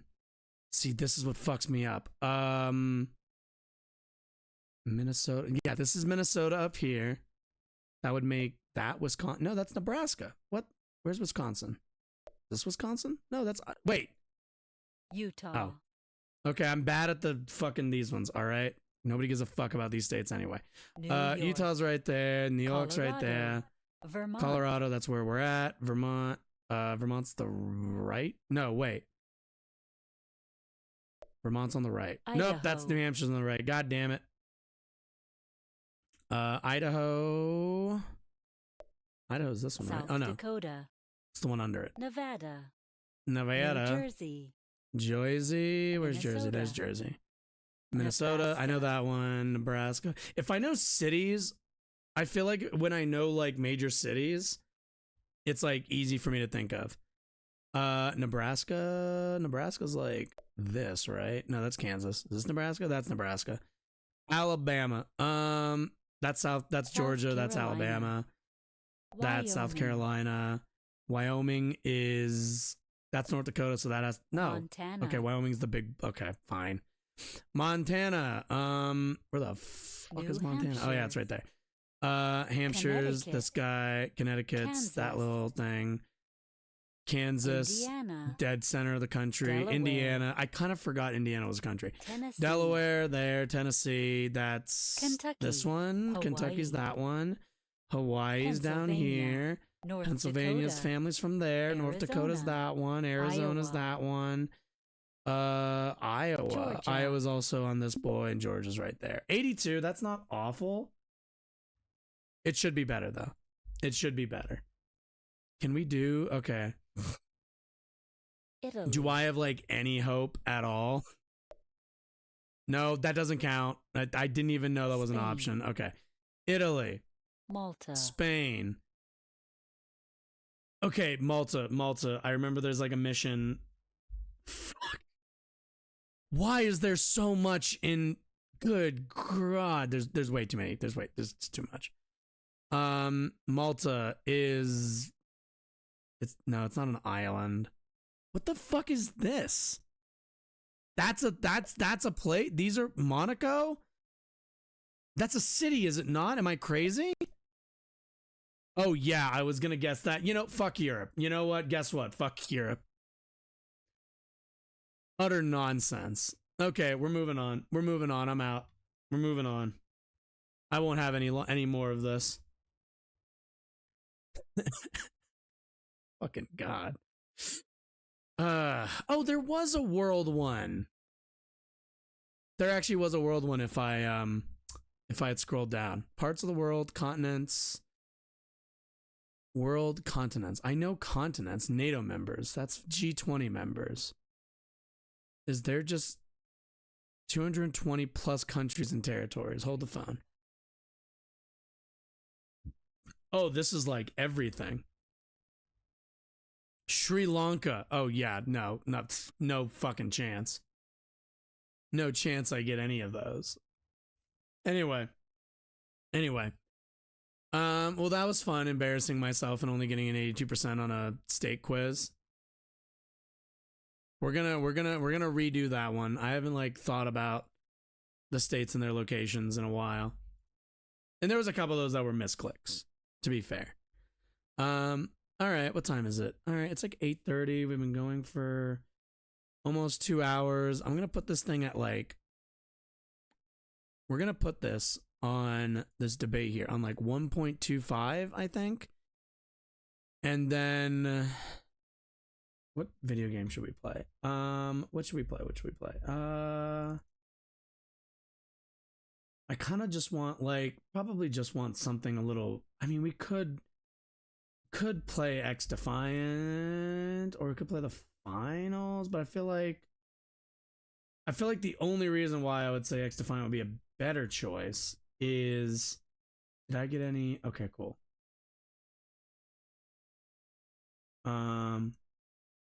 Okay, cool. I have no notifications, which is good, from Twitch. Always got to kind of worry about that. Yeah, they haven't sent me anything, right? They haven't like sent me like a, hey, don't. No, we're good. Okay, good. Excellent. Yeah, I'm trying to think, what should we play while we watch this? Going to drive Russia while out of I Crimea. decide, we're going to just play it and get it started so we can taken right now. take off. Working toward a deal, a peaceful solution, which has been on the table several times throughout this war, and it's been the West who has been trying to squash it. Ukraine hasn't been losing. Both countries have been stalling. I don't want this conflict to end in a way that's going to guarantee the conflict reemerges in 2 years. If the line just freezes where it is right now, are we not guaranteeing another conflict in a few years? The United States of America holds all of the chips. We could offer Vladimir. Well, thank you, Delegate. I appreciate that. I try to be, I try to be interested in things. And like, it's important. It's important to look into stuff, even if like you have a like incredibly shallow understanding. You can always learn more. Putin something that would probably get him like, to do I feel like something that a lot of people worry about is like when they talk about politics, even on stream, is that they're worried about sounding like they don't know what they're talking about. And sometimes it's okay to just be like, I don't know anything about that topic. Like, I'm happy to learn, but like, you know, because admittedly it's hard to get on here and, you know, be wrong or just be uneducated on something but still want to have something to say. And like, finding your own angle is important. And, you know, sometimes people, I think, you know, they get viewers who kind of demand them to know everything or know a certain level to everything, you know, to a degree, or a certain amount of everything. And, you know, you just gotta kind of admit sometimes, I don't know. I'm learning on the spot right now. But thank you. I appreciate and you that. know what that is. Appreciate the kind crowning words. jewel for him. How about we leave NATO? All right, welcome to Leaving Counterpoints. NATO. Are you Today, we're going to crazy? talk about the Ukraine-Russia war. Emily, who are we going to have? Yeah, well, we have two great guests joining us. We're joined by YouTuber, live streamer Vaush, and we are joined by comedian, podcast host Dave Smith. Vaush, Dave, welcome. Thanks for joining us. My pleasure. Thanks for having us. Well, Ukraine is a timely subject to debate right now. Obviously, we're 2+ years into the war, but there have been recent escalations, and that makes it important, I think, to sort of go through some of those recent developments. For example, the U.S. recently greenlit, as many people know, strikes with U.S. weapons inside of Russia. There was the strike that Russia is blaming the U.S. for in Crimea just over the last couple of days. So I think probably a good way to begin is to give you both kind of an opening statement here. And I'll start with you, Vaush. should the U.S. continue funding this war? And then we'll go to Dave on the same question. But go ahead first, Bosch. Yeah, I mean, I don't like the idea on a systemic level of rewarding Russia for invading a neighbor. I just think, generally speaking, that's bad for global relations, very destabilizing. I think it's important that we support any system that prevents that from happening, and not exactly a novel position. I am With regards to the trying to- recent development and strikes inside Russian territory, Sorry, I actually we'll put think this that this back is here in for the now long while run I going to be a decide good what to move for play. peace, just because the previous U.S. doctrine, which seemed to be provide just enough weapons to stall the war, but not like decisively conclude it, I think that was actually like the worst possible position. You know, if Russia did an sort of like early conquest, or if Ukraine decisively held its territory, those both end the war relatively quickly. But just interminably stalling it right at the river, you know, I don't think that would have been good in the long run. Hopefully, these increased attacks inside Russian territory, mostly, of course, the refineries that they're using to sort of gin up their war economy. Hopefully, that serves as an effective long-term deterrent. I don't want this conflict to continue. I don't want civilians to die. Yeah, I mean, obviously, we'll have to see how things play out. Dave, go ahead. Well, of course, we should stop funding this. We never should have been funding this war to begin with. I think that in the original Cold War, which I still regard as one of the worst U.S. policies in modern American history, that did so much to ruin our country, and not to mention, you know, like things like the Vietnam War and the millions of people who died in it. But at least in the original Cold War, I think there was always a healthy respect for the risks involved, and that all of us should, all sane people should recognize that the greatest priority in human history is that the United States of America and Russia do not go to war. And this was something that people in the old Cold War were very respectful of and aware of. The difference in this new Cold War environment is that no one in the upper echelons of power. You know, to be honestly, Delic, I wish, but I do not own it on my PC. I could, like, how many? Okay, wait, is Tekken 8 on sale? Let me check Steam. Although I don't think as good as my bandwidth is, I do not think. Ooh, hold the phone, hold up. Tekken 8's like $30-$40 right now. I wait a minute, hold the phone. Oh, god damn it, now Defiant wants to load. Okay, 1 second. Or in America seems to have any respect for this threat. Give me, and no, any no, respect give me for, Steam, you know, give you me could Steam back. think to yourself, well, maybe this will work out in a positive way, that the U.S. is greenlighting attacks inside of Russia. Or perhaps it could be an absolute disaster. And we're playing with, when I say we're playing with fire, it's an understatement. We're flirting with potentially the most disastrous thing that could happen to the human species. If America is to have any role in this conflict, it should be working toward a peaceful negotiation. And in fact, the American role and the Western role has been to kill peaceful negotiations from the beginning of this war and to prolong the fighting. I think that, as John Mearsheimer said back in 2014, the West is leading Ukraine down the primrose path, has turned out to be the most accurate prediction on this entire conflict. And essentially, I think since the fall of the Soviet Union, American foreign policy, and just keep in mind, American foreign policy in the Clinton administration and in the W. Bush administration and Obama's administration, these are the same people who are in charge of the Middle East. And in fact, the neoconservatives were very focused on NATO expansion back in the 90s. You can go read the Project for a New American Century documents. And the same people who totally blundered foreign policy in the Middle East have totally blundered foreign policy in Europe, provoking Vladimir Putin and the Russians at every turn, leading to this awful place that we're in. That is certainly, if you care about the Ukrainians at all, has been more of a disaster for the Ukrainian people than anyone else. And Dave, Vosh made a point that I think you hear a lot DLC from Tekken 8 Ultimate Edition is 70. U.S. support for the Tekken Ukrainian 8's war. right And now. that is, No, we can't do Tekken right now. You know, you can't reward other countries for Wait. invading other countries. You just can't do that. We can't have that. What's the response to, Is to that? Tekken- We can't have that. I have the Xbox on here. Well, I mean, first, I would just point out how absurd it is that after the I could last play 20 years of Tekken terror wars, somehow the 7. United States of America still gets to put itself in the position of global peacemaker, as if No, our 'cause major that's concern is like a that whole bigger hassle. nations can bully smaller nations. I mean, over the last 20 years, there's been That no is kind of greater how purveyor of violence than the United it States of works. America, who has imposed its will on Okay, so tiny, X-Defiant helpless doesn't wanna work, nations so that's across okay. the world. As far as that, yeah, it's not good that Vladimir Putin invaded Ukraine. Oops. And yes, certainly that's something we don't want to see. My argument would be that America and the West more broadly had Fuck. God damn it. Okay. No. Okay. Nope. Stop it.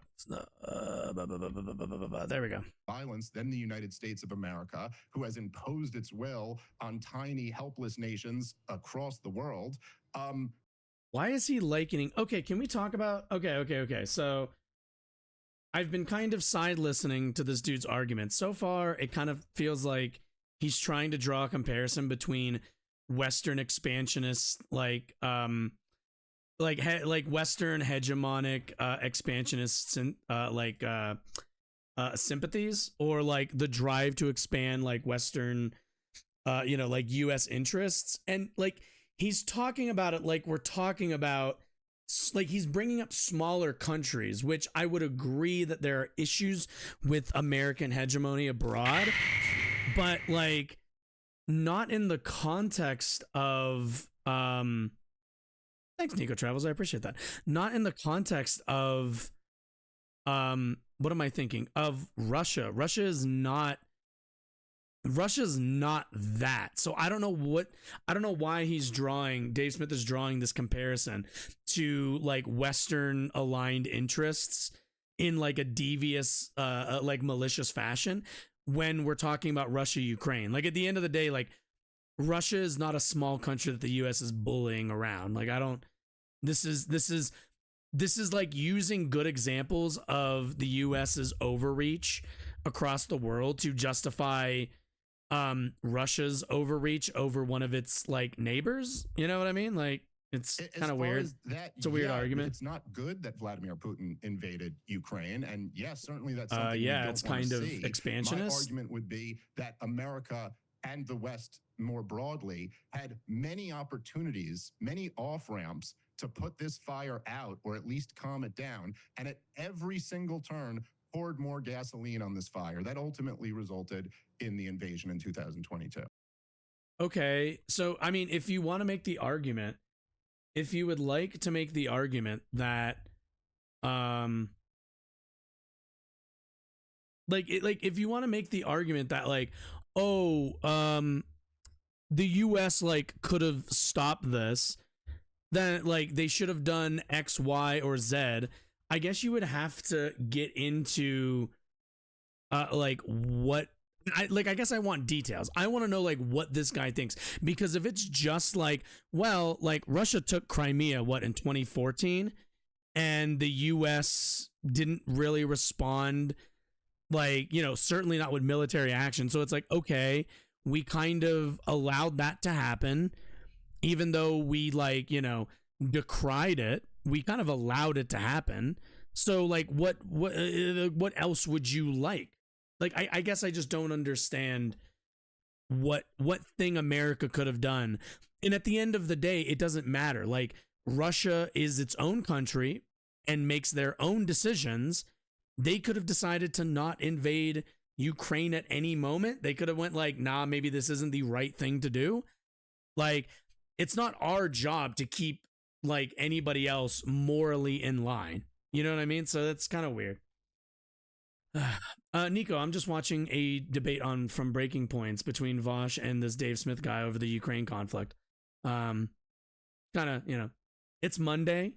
I have an IRL job over the weekends, and usually that burns me the fuck out. And Mondays, I'm usually a bit on the tired side. So I'm trying to think of a game to play while we listen to this, or maybe we can just listen to it. It's just a very long video. It's a long debate. So I don't know if maybe I'll leave this in the big window and put gameplay in the small one. I don't know. Maybe the gameplay in the big one and this in the small one. I haven't decided yet.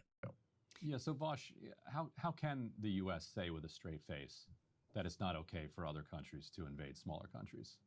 Well, I think it's kind of a cowardly non-argument, because I'm not arguing in favor of the moral superiority of the United States. That'd be a ridiculous position for me to take.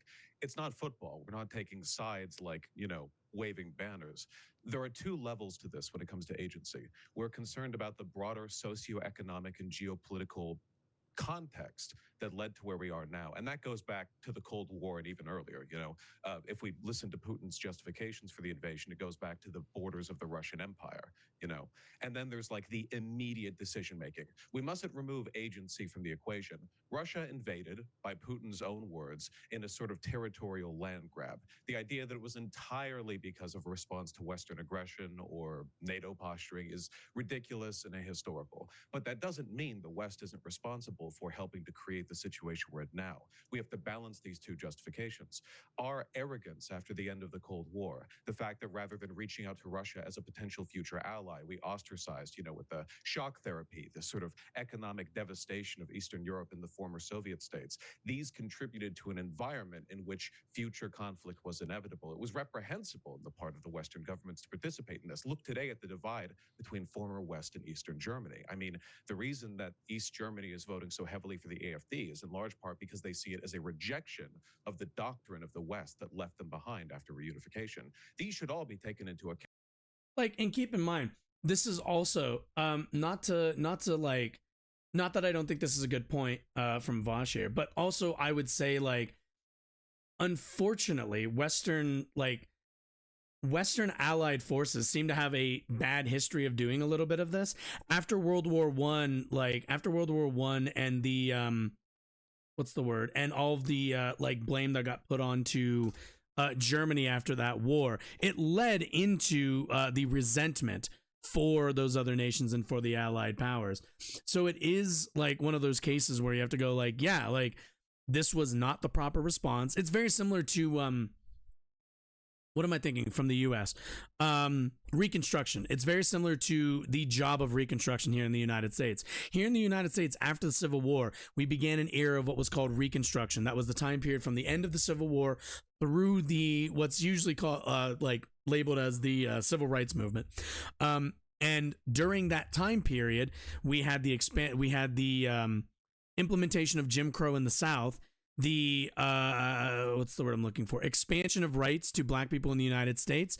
But again, I mentioned Jim Crow South, and because Reconstruction didn't go far enough in securing the future down there, you had an extra the war ends in, when did the Civil War end? In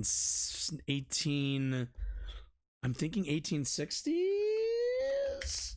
Although I might be mixing up Civil War. No, not the fucking movie.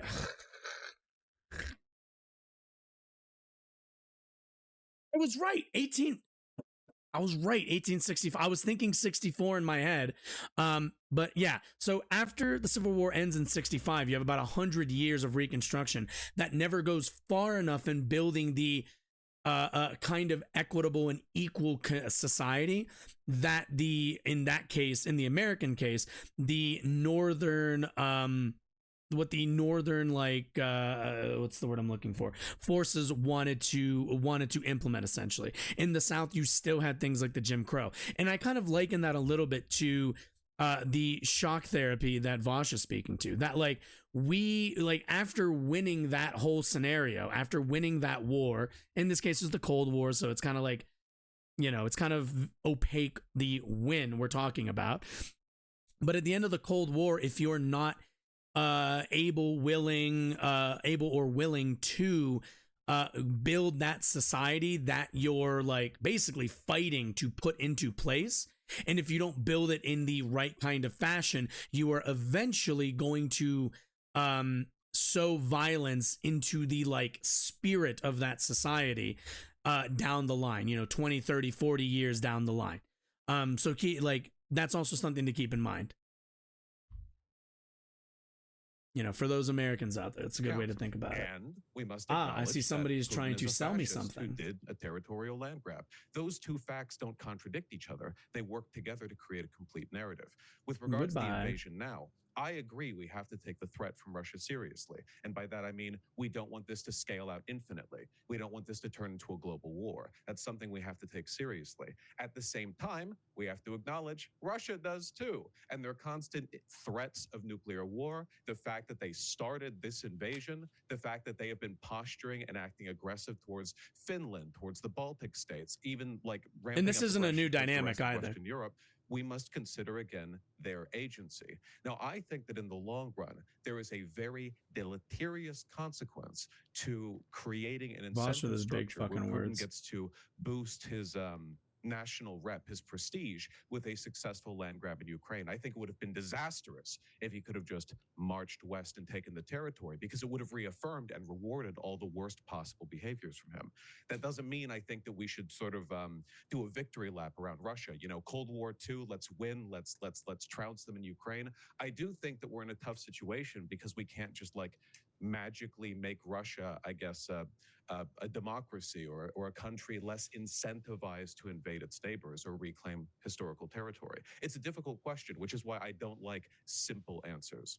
So, Dave, actually, here's an interesting point that Vaush just raised about the beginning of the war. And, you know, if we may all agree, correct me if I'm wrong, that we all think it would have been bad if Putin had indeed marched into Kiev and took all of Ukraine, et cetera. But that leads us to the question, Dave, of how much U.S. involvement, if any, was just. If we agreed that it was good for the U.S. to perhaps prevent the Russian capture of Kiev, et cetera, at what point did it become too much? At what point is the support no longer just or moral? How do you respond to that, Dave?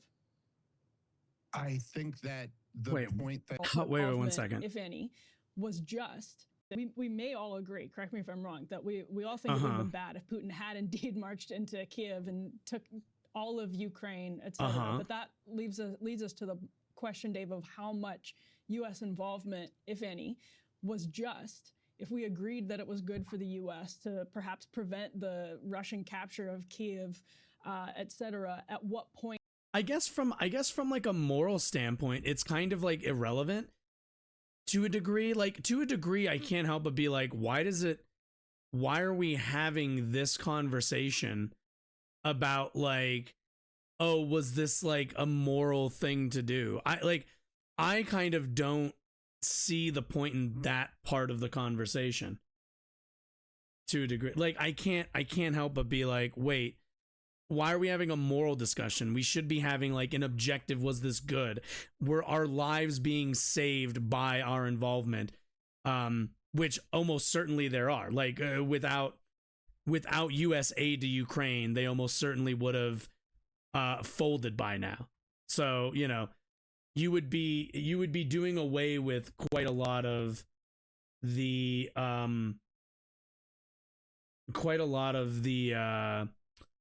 the good that like our aid has done in keeping a lot of people safe. All right, let's see if I can get this to function correctly. It is being a bit funny. Let's do this. Wait, no, you come here. All right. No. Oh my god. What happens when you play indie games? Okay, 1 second. Is this even picking up the volume from this? I don't think it is. Let's do this. Let's put this here. I'm gonna put this on this screen so that I can like fix this. Let's get out of studio mode. Let's do that. All right. Fingers crossed that this like works properly, y'all. Game capture this. Nope. Let's try this. Okay. Yeah, okay, it worked. Okay, cool. Excellent. This is also this. That goes there. I'm gonna put, this is like kind of actually a smaller window. Sound is working. This is functioning. I'm gonna just, can I make this bigger at all or not really?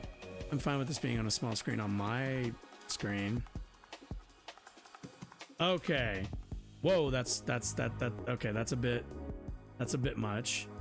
That's a bit much. Can I move this, por favor? Can we move this?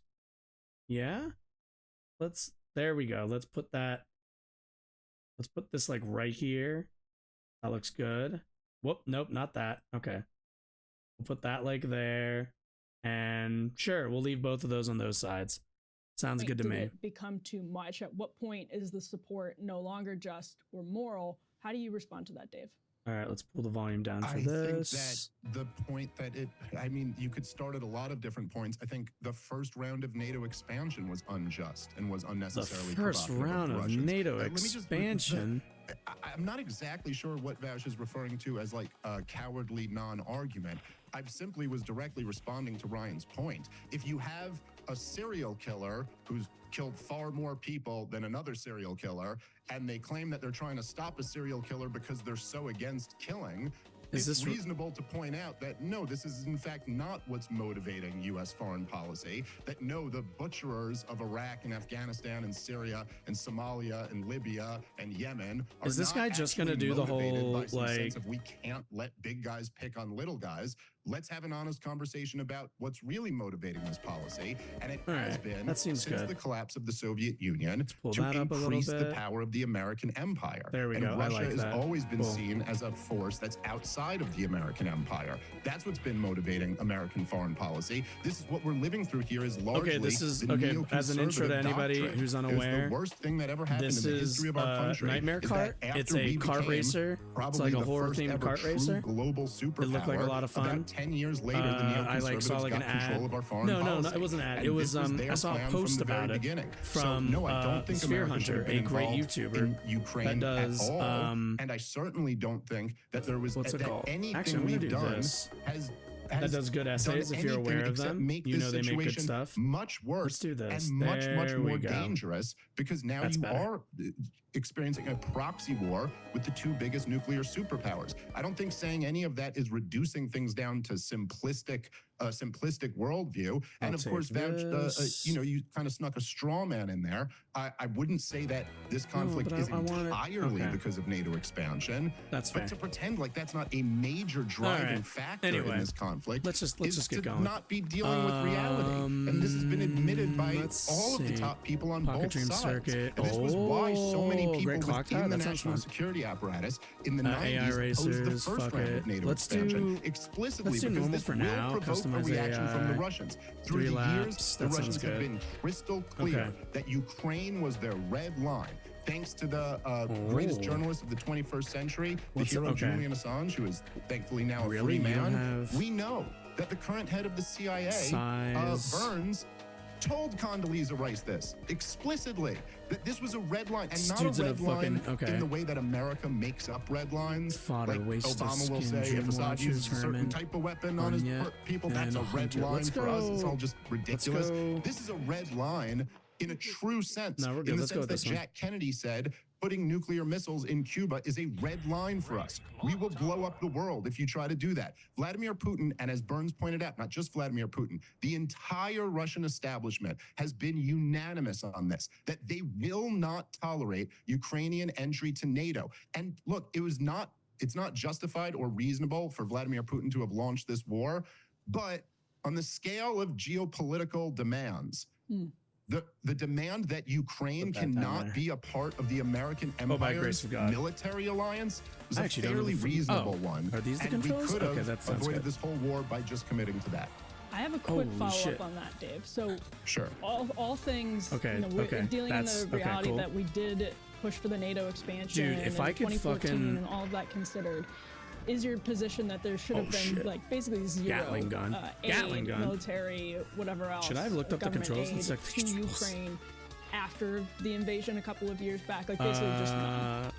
Absolutely. If there was any Accelerate role for the A- Americans Oh, to wait, play, I can connect it would the have been controller? trying Oh, to shit, negotiate an okay. end to the war. Unfortunately, if you're break putting me in the B. hypothetical of like, you can't change anything Break before left this, but shift. you're already here. Wait, maybe we I have will go probably get a- blown one all second, of I'll be that back. goodwill, and there were better I'm gonna go grab a controller. parties who would have been more suited for that. For example, going back to even the Bucharest summit in 2008 into the beginning of the Maidan Revolution, Germany was much more hesitant to get involved, to go down this path. There were other European countries who were kind of like, hey, let's not provoke the Russians. It's part of the reason why Ukraine didn't get a full map invitation in is a 2008 is horror the objection of the Germans. So probably someone Okay. else would have been better at it. Yes, essentially what I'm saying is that Okay, the we're greatest back. purveyor of violence in the world, the most where's war-hungry my country cord? in the world, the United States of America, Is this it? shouldn't Wait, have been the where's ones the- at the table at all. Huh? And there might have been some goodwill from other parties who had more Alright, of an did I interest miss any to bad points, avoid guys? this catastrophe. when I went to go get if my. I may, I Please. just there are elements of this that I guess don't make sense to me.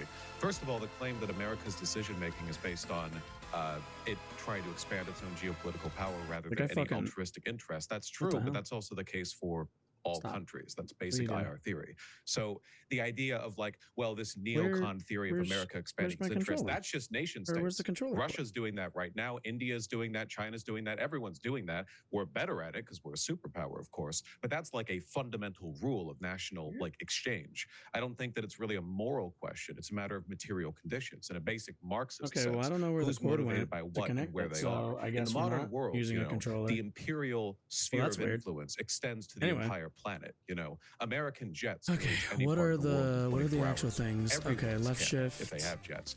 There's no Left shift is break we reverse. get the nation next to us, which makes me think Keyboard the idea that W, like obviously left, Ukraine is right. more Use innately power in up. the Russian Drop, sphere of drop influence power up is is E. I think it's a little bit old hat.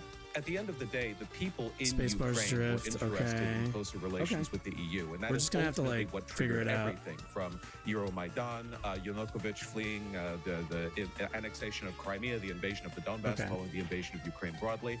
This is again a complicated situation. I don't mean to detract from the influence that Western arrogance had in it. I would All right, so never try to do that. up is But up I is do think that using like your items, it seems. roadmap Okay. for how things should have progressed from an American perspective following the Great 2022 clock invasion tower. is misguided because I don't Oh, think I the love world these would be any these so farther from fucking cool. annihilation if Russia had simply marched westward, It's that like taking Kiev, PS2 and we had a bunch of ginned up like Russian graphic soldiers style. right up against I don't the actually border know of what it's called Poland, off the top of my you head, know, but having just successfully annexed former Soviet/Russian imperial territory, you could imagine the propaganda coming out of the Kremlin about how they're reuniting their right. people. They're sort Oh, of like, it's like- expanding the Russian interest. What the fuck in, is like, that a guy indigenous doing? ethnic Okay. sense, you know, reclaiming the empire.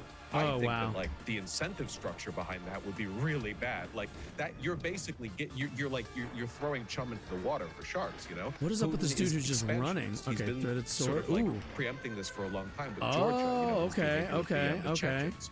I don't think that okay. would bring us. Oh, any I closer still to have peace. it. Okay, Now, is the okay. current path we're on right now the best possible road? Obviously not. Nothing Okay, we ever cool. do is the best possible road, but I think it's closer to threading that Okay, the drift line I'm gonna have to get than used just to. letting them march westward with them. What I'm interested in, I guess, is I have a practical knife. solutions now, outside of just letting Ukraine get annexed, which I really don't think would have been good for world peace in the long run, even if it Okay. would have quickly ended the Oh conflict. wait, I don't have How it do anymore. I we guess you only get 2. incentivize Ukraine and Russia to come to the table. Wait, and no, bring what's an the end to this 14? war? Hold the Can phone. Ukraine regain its lost Bro, territory? what is up with I this think dude who's just morally walking? It should He's be just able like to, because I running. don't He's just like running. nations being rewarded Is he a for racer? annexing adjacent territory, but logistically, can they? Would it be possible to end things where they What am are I in? now? Would Okay, I'm in 4th. Russia Okay, keep I'm not mad at Crimea, that. and I'm not just mad be at that. seen as a kind of like dull historical injustice to fade away over time, and 100 years from now, people would be like, "Did you know Crimea used to be Ukraine?" I don't know. There's so much dogmatism, and whenever you bring up like modern solutions, people go back to Ooh, I don't know, the Molotov end of the mine. Cold Okay. War. I know. I mean, I understand Um, NATO's not exactly a global force for good, but what can we do now? I mean, I so rarely hear answers that are contextualized in the current moment. Sure. Can I respond to Okay, that? Because okay, there's okay. there's No. a few. I want to answer Okay. your question at the end there, but just like a few things I want to point out. Number one, do we got? I think Hunter this is pistol, almost okay. like bigger than just any political debate. There's All right, kind of all right, it's a all right. broader theme in life in general. I don't know what I think the- anybody who's Okay, come on. married, who's on the show or Oh, listening to the shit. show knows Okay. this is true in personal relationships. Oh, okay, I get, There's like, a 3 of these, tendency, too. Okay. if you're Not in mad an at that at argument all. with your wife or your husband or something like that, to focus on what they did and what they did that's bothering you. But a much more healthy posture, if you're in a successful relationship, is that you also add in like, okay, well, what am I doing? How am I participating in this? What have I done that's kind of led to this situation? What is this guy Generally talking about? speaking, I think that if you look at the corporate media, you're Wait, going to but hear you all of this can't- talk about No, what no, no, no, Putin's no. But you done, can't. You can't. You and I can't don't do think- I like think a lot of the times in these the debates, U.S. people needs can to kind of claim assess. to be like, well, the U.S. I'm adding- needs I to have a more assess nuanced and have a position. come I'm to not Jesus moment simplifying about their things. I involvement. think the point of It's like saying at that, the end of the well, day, day, dude, all like governments are expansionist there is by one nature, so there's no country difference that invaded between the another. This isn't neoconservatives like and, say, I feel other like groups of people people. try to It's- make I don't know, the it's- Ukraine I'm not saying they're the same, conflict but, and the like, a entire logical like analogy, it's like, business oh, well, around that all governments kill more people, so, complicated like, than it what actually Adolf needs to Hitler's be. doing is just kind of the There are same as people other governments. who It's not exactly there true. is It's there's kind of different there in are two scale sovereign and in nations, time. one of To which sit here and say, and look, has if we have oh time, we shit, could this go is through the the fucking history of blue shell, Chechnya isn't and it? Georgia and all this You stuff. son of a bitch. To zoom out a little bit, Like so during often the I feel Cold like War, people want to we make drew the this line at the the Elbe Cold War River. again. halfway Oh no, through Germany. no, On no, one side you will was not. The Soviet You Union, will on not. the other side was NATO. All right, And nice. we're now, we're now talking about Ukraine, and you could sit here with a straight Matilda face and Sisters, say Dreamwatcher. Putin is expansionist. Oh, he is. I mean, if that's how Like, you want to yeah? look at it, it's like, let's just look at the actual reality of what's happening here. It's not that Putin has been this expansionist force. Putin has been almost at every turn reacting to the expansion of the American empire. Well, no, but that's not how that works though. You can't just go, I'm always reacting to things and you're like this is such a this is a bad argument for the simple fact that like it's like what Dave Smith is kind of doing is laundering this pro-Russia like pro-expansionist argument through opposition to American expansionism, right?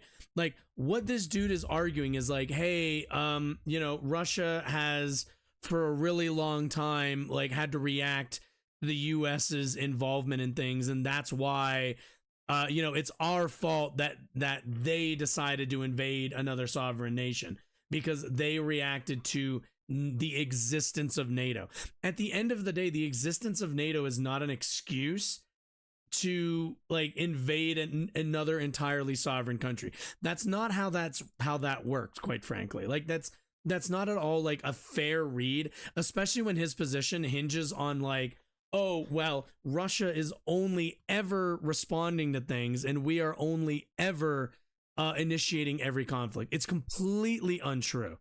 It's completely untrue because the idea that like you would just have to live in a completely black and white world. And this is quite frankly what anti-Americanism and like really blind anti-Americanism like does to your brain. You're just incapable of recognizing like, no, both of these countries are constantly reacting to each other and taking actions, and we need to be assessing the moral validity of those actions in not necessarily a vacuum, but in a contextualized vacuum.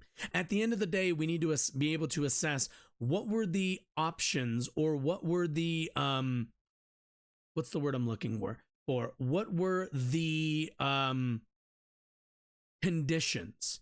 Not even conditions, because it's not conditions. It's like, what were the options on the table for Russia? Like, what were the options, when deciding, do we invade Ukraine or not? And the options were, don't invade Ukraine and continue to go on with your life and continue to be at odds with the United States, which, okay, that's status quo. That's how it's been for a really long time. Or you can invade, and these are the consequences. And what like Dave Smith is trying to do, I feel like sometimes, is make the consequences of that action responsible, or at the very least like tie that to like, well, it's the US who's like causing all of this strife. At the end of the day, the US and NATO was formed as a defensive pact against Russia. And after the Cold War, the decision was made at some point, I'm not sure when, that they were going to keep going just as a generally friendly pact, and like not one that it was explicitly aligned against Russia, because, obviously Soviet Union is different in terms of regime and everything else. But like the idea that like, oh, Russia just always gets to say that they're just reacting to stuff. They're reacting to NATO. They're always reacting.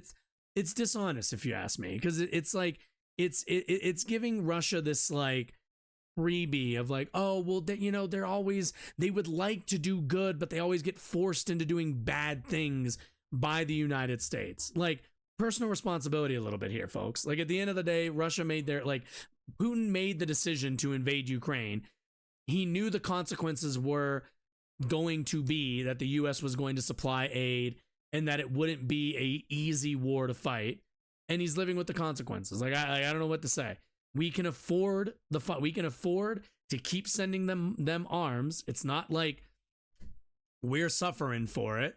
So we should, because the action in that moment was already bad. Let alone, like, you know, is it favorable to the U.S.'s interest? Sure. It's favorable for them to be weaker, but like, they should have taken that into account before making a decision. I don't know what to tell you. And Ukraine, that's not, listen, that's just not true. It's not denying someone agency to say that they're responding to something. That doesn't make any sense at all. Everyone's responding to everything. That's all life. Sure. No one just acts without, you didn't fall out of a coconut tree. That's just a cop-out. That's not, that doesn't mean anything. You're the one providing the cop-out. You're saying that, like, it's not possible for Putin to have, like, a distinctly expansionist element to his rule because everyone's just responding to... So do you believe Putin has a distinctly expansionist element to his rule? I'm concerned with your reasoning as to why you're visiting the city. No, that's not a binary. One is, it's not possible. Wait, do you think he does or doesn't? Hold on. So instead of just interrupting me, let me make the point. You just laid out a binary between, is it possible he has expansionist intentions, and does he have expansionist intentions? That's not a binary. There are some expansionist desires that he has. No, in fact, if you actually like educate yourself on this topic, it was our CIA director who said in the Niet Means Niet memo leaked by Julian Assange that verbatim, this was a choice that Vladimir Putin did not want to have to make. This was a choice that Russia did not want to get involved in this war. And yet he made the choice. He made the choice to invade, to bring troops down to the Ukrainian border, to commit to multiple years of, like, come on, you know, this is the thing. I ask you for, like, what can we do now? And immediately it's back to the Iron Curtain. Well, hold on. Hold on. Here's what happened. I'm sorry, I just dude. want to I know. I get it. Actually, what happened was you made a long statement and I have ended the name. with that question. I got it. Let me answer that question, but first let me deal with what you said at the beginning of your statement, and then you started interrupting me. So no, it's not that I'm not willing to answer that question. It's that I had to point out, I think, a lot of the errors that you're making. Damn it. Now, if you want just to say, what could we do right now? Well, look, we're going to have to be realists about this situation. Two peeps out there. That Ukraine is losing this war, and that they're not going to drive Russia out of Crimea. That's a joke. They're not going to drive Russia out of many of the territories that they've taken right now. We should be working toward a deal, a peaceful solution, which has been on the table several times throughout this war, and it's been the West who has been trying to squash it. Well, that's what we should do. True at all. Is Mira the dog from Silent Hill 2? You've read the deals which is who I met. Is it a girl dog or a boy dog? Particularly it's a Chibi. I don't think they say. The narrative that the West is squashing Let's find out. deals, it's a female dog. Okay, we're going with the first one then. Because of what, that one Boris Johnson visit early on in the conflict? It is correct. Don't get me wrong, okay? The West has its own interests. There are plenty of Western leaders who would like to see the Russian armories depleted. But that doesn't mean that Ukraine would have been jumping in the pit for any of the deals Putin's been offering since the war began. And Ukraine hasn't been losing. The Both countries have been stalling.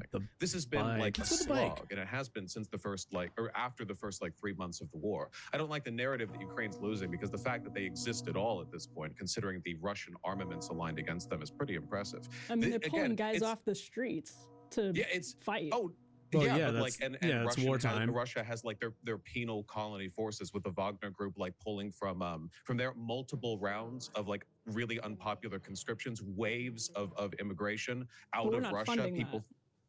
No, of course not. I'm not arguing that it's a matter of our investment or whether or not it's moral. You know, war makes, unfortunately, unethical decision-making of every side, including the good ones. The Allies did plenty of bad stuff during World War II. I'm only saying that it's been a slog for both sides.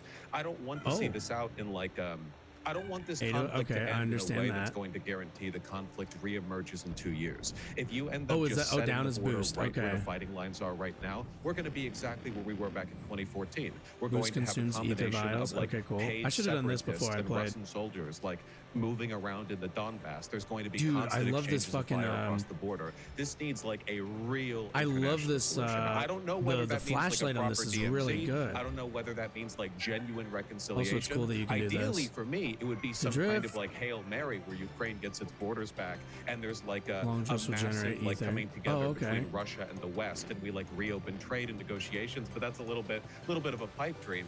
I just.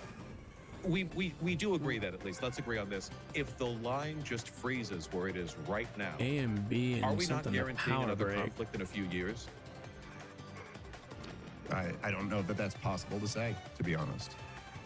People be Wait, pretty what if mad. A and I B certainly, it's not plus left and guaranteeing. It's right? not guaranteeing it. I don't know.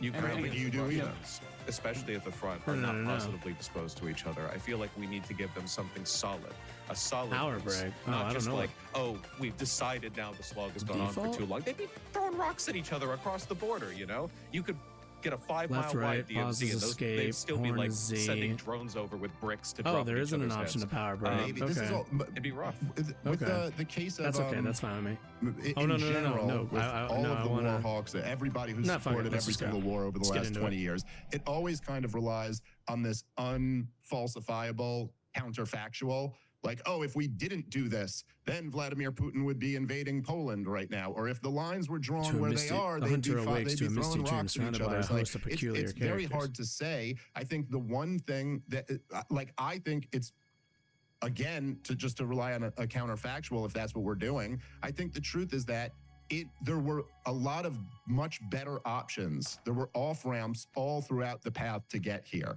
Next And the match, truth is Pocket that Dream if Surge you and want to go match back to type race. 2014, the West should not have gotten involved the way that it did. That it was such a provocation to back the overthrow of a democratically elected government.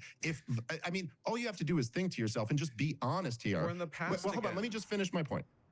If Russia or China had backed the overthrow of the government in Mexico or Canada because they opted to sign a trade deal with us rather than the one that they wanted them to sign, Oh dear. what do you think DC would do? And we all know the answer to that. They'd overthrow that government in a second. And we have a Monroe Doctrine for a reason. And you can say that it's like some relic of the past that faraway superpowers ought not intervene in the region of other large nations, but we certainly wouldn't feel that way. We wouldn't think it was a relic of the past.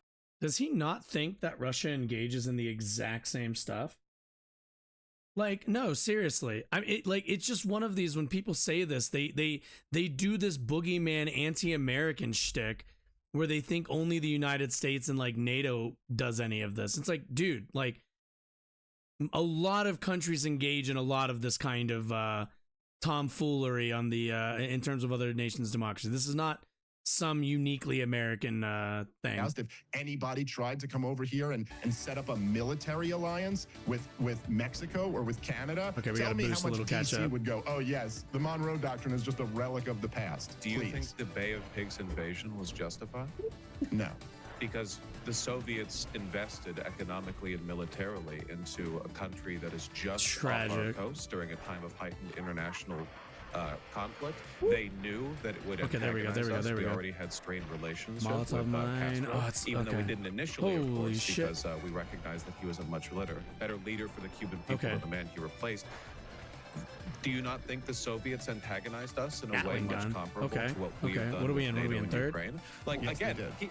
oh, they did. Okay. So do you think then following the Bay of Pigs? Wait. This isn't a gotcha. This is Oh, I what think the it's an fuck? interesting Oh, question shit, because I okay. do think the Soviets were a little bit wacky. Are you with how they handled fucking Cuba. kidding me? But I feel like in retrospect, we don't talk about the Bay of Pigs invasion as an inevitable consequence Got of you. Oh, expansionist fuck. Soviet investment in spite of Got you, our boy. national interest. Okay, I second. think you Okay. think about it as like Kennedy's mistake, you know? Right. Okay. But see, a lot of the reason why we think of it as Kennedy's mistake is the logistics of it. By the way, if you really Oh, want to get fuck. into it, it wasn't Kennedy's mistake as Okay. much as Was it it was right? the He followed through the CIA's. previous Damn, Fork, what the hell? But regardless of any of that, see, what you asked me is if I thought the Bay What of is Pigs this? was Galaxy's justified. End? And I would also say The fuck that does that no, I do? don't think Vladimir Putin's invasion of Ukraine was justified. Oh, that's the Do blue I think shell. That the Soviets and the Cubans Yo, did I hit were 2 of them taking with a that shit? provocative stance What the hell is against this? the Chipper United Clamp. States of America? Of What course. the- Did those Oh, provocations is this like lead to the Bay of Pigs? I think okay, that's the chain undeniable. wheel And is like the chain truth is chomp. that Okay. From Vladimir Putin's got a much stronger case about the provocations of the throw that United States behind of us. America, because it's not just one little island or one economic deal. It's been a steady push eastward since the late 90s. But now that we are where we are, oh no, go right ahead. Before we go too far, I just want to stand up for the Did I dignity of the fucking Cuban kill them? Revolution for just a moment. Whoa! Please, Okay, there we go. surprising development. Yeah, it was not a Soviet. Oh, project. shit. No, This was- don't do it. this was Oh, you bitch. This was an organic Cuban project against the Oh, corrupt shit. I think we elites got it. in Cuba. Fuck yeah. Fidel Castro, in the beginning, That was close. thought he could maintain some decent relations with the United States. That's right. It was Che Guevara who witnessed in 1954. He was in Guatemala when the U.S. overthrew Arbenz, and he was the one always saying to Fidel Castro, "You're not going to be able to work with the Yankees. Like, it's not possible." Castro wanted to. Like, he was like, "Look, no, these guys are corrupt. You know, I'm George Washington here." It was only when it became impossible Yeah, there's for advantages the of fellow Cubans to outside work, here. for the Cuban revolutionaries to work with the U.S., that they went Oh, in what the is Soviet this? direction. Select melee. And in fact, Ryan, Doesn't make it just, but go ahead, Dave. Well, correct I me wish if I'm they'd been wrong. our allies. Correct me if I'm wrong about this, but I also believe try that threaded Castro had sword. been rejecting communism up to the point that the U.S. Yeah. started putting embargoes on him before he then said, "Oh yeah, I'm a communist." And so you could certainly argue that we drove him into the hands of the Soviets. Right, Yeah, it's an and interesting point. I think it plays Which is further not a into good the broader thing? dynamic where basically everybody acts as a reaction to previous acts. Very Sure. rarely does I something mean, that is- sort yeah, of come like- up whole cloth. You almost always, even for the United States, I mean, with all of our power and might, we are still responding to the actions and decision making of agents that are themselves responding to others. In the world today, where we are now, because there are a million places that I could have turned the clocks back and like changed history and brought us to a different point. For me personally, the big line wasn't with NATO; it was with economic investment in Russia and the shock therapy. You know, I think that was the real line where we like lost the post-Cold War world, where we arrogantly decided that, having like won over the Soviets, we would do a victory lap by annihilating their economies. Oh, arrogantly, I didn't like notice that. pillaging them and leaving them to the oligarchs Oh, who shit. would work with us in like Oh, a come business on. relation sense. If there was anything I could go back and change, it would be that. I'm not really particularly fussed about NATO in particular. Military alliances are always going to carry with them, let's say, problematic elements. NATO is just the Western military alliance, everything that insinuates and carries. Really? If Did I we just hit got with my along own with bomb? Russia properly, maybe all of this could have been avoided. I mean, hell, it could have extended far enough east. We could be on better relations with China. We wouldn't have people like Trump trying to constantly push for a second Cold War with like the tariff. And well, Biden did that Oh, too no. recently with the electric vehicles. So I guess everybody wants a Cold War with China. Things could That have been really better. started with Obama. Yeah, no, because we need a foreign threat. We need a foreign threat. Exactly. Russia wasn't doing it for yeah. us, and they're certainly not going to be doing it now. Well, but partly I think- because So let me just say, because I think there's something almost being lost here where, look, that technically speaking, you are right that everybody is reacting. And you are right that every nation is, like I'm a radical libertarian. I think basically essentially all governments are criminal organizations. So Disgusting. you don't have to like convince me Cringe. on that. Stupid, childish the thing here ideology. that separates things is that after 1991, America became the first global superpower. The level of power. It's funny. I have to explain this to a leftist. Okay, no. Stop it. Okay, so this is my problem. Do you notice that, like, okay, so here's an issue that I have already, like, as he's started, right? Do you notice he does kind of this thing where it's like, we're going to start history at 1991? That's the type of shit where, like, you should be really skeptical when people want to start the timeline of all events of all of history of man at like this one convenient point that they've like hyper obsessed over, right? Like 99, like at the end of the day, what we need to understand is that Vladimir Putin is not stretching back to 1991 to and decisions made in 91 strictly to color his decisions going forward. He is looking at the broader history of the Soviet Union and of Russia. So like this idea that like, well, if we start at this point, then Russia's always reacting to us. Like that's what this always plays to, in my opinion, is that it's like, well, if we can start at a moment that I've chosen, if we can start at this specific action and go from there, I can paint the side that I'm arguing for and the argument that I'm making as a one of like reaction, that Russia's always reacting to the US because since 1991, the US has been in this position. To which it goes, okay, that's fair to argue, I guess, kind of, but it's a bit scummy to not be like, but if we were to take the entire context of the Cold War and the history, the broader history of US and Soviet relations, then, you know, it's a little bit more even. But like looking at it from that full history wouldn't give him the answer he's looking for, wouldn't give him the narrative that he is looking to push. But the level of power that America had was totally asymmetrical to anything else. And I'm just hearing this for the first time. Right. And so yes, it is like, it is true that there are all of these different nations that are reacting to different things. However, if you actually look at the role that the United States of America played, and then think about it from, say, the Russian perspective, I probably don't need that right now. This is not something that you, and you may say from your perspective that, you know, the NATO military alliance isn't your biggest concern. Okay, but it is the Russians. I saw that and you I have to still see fucking from their hit it. perspective Okay, no, we'll do the health transfusion. as a threat that they cannot live with. And the fact is that the idea What's the of threat? Ukraine, What's the threat? Tell me what the threat is. NATO was something that was Lever floated action out shotgun. for Okay, good. years, and not just in 2008 at the Bucharest summit where they announced that Ukraine and Georgia would be joining NATO, but for years after that, and then more and more involvement, especially after the coup in 2014, joint military exercises with NATO. Okay, I think and we got the this one in the Ukrainian, bag, assuming we don't military, get which is fucking blue part shell. of the reason why Vladimir Putin did not have such a quick, decisive victory right away, as he probably would have before that time period. But that from the Russian perspective, you have the global empire, the most war-hungry country in the world, very clearly committed to I mean, it's funny you say encirclement. that we're the most Obviously, this is going to be a recipe hungry for country, disaster. and yet we're not the ones who's Ukraine's invaded. desire to be protected by NATO has been validated by Russia's expansionism. Well, okay, can I just a couple Well, quick lines? Go ahead. No, I just want to like finish that point, if I may. Like again, you say Russia's greatest fear is NATO. Ukraine's greatest fear was Russia. Who ended up being more justified? Well, okay, in so their that's- fear? NATO this is- hasn't invaded Russia. Russia did invade Ukraine. There's no getting away from it. At the end of the day, this powder keg was ignited by Russia, and here we are now today. With the gunpowder having already left the blaze, where do we move forward? Because I keep asking, I feel like it's always like I said But their before we first started the taste show, of you may victory. recall, whenever I debate Israel, you say it's wrong to genocide these 30,000 such and such Palestinians. And then Send the it people you into the argue with, the Zionists, they'll grimy go, abyss. oh, but what about Camp David? What about the Accords? They draw back into history because they want to avoid the question today. They want to avoid and turn the eyes away from. But I'm certainly not genocide. avoiding that question. And as I just said a couple minutes ago, it was wrong for Vladimir Putin to invade, and But it's what do wrong we for him do to now? be killing people. Rusty Right. Well, I razor. also answered that. But Give look, me this rusty idea razor. that, first of all, the concern from Vladimir Putin was Ooh. never.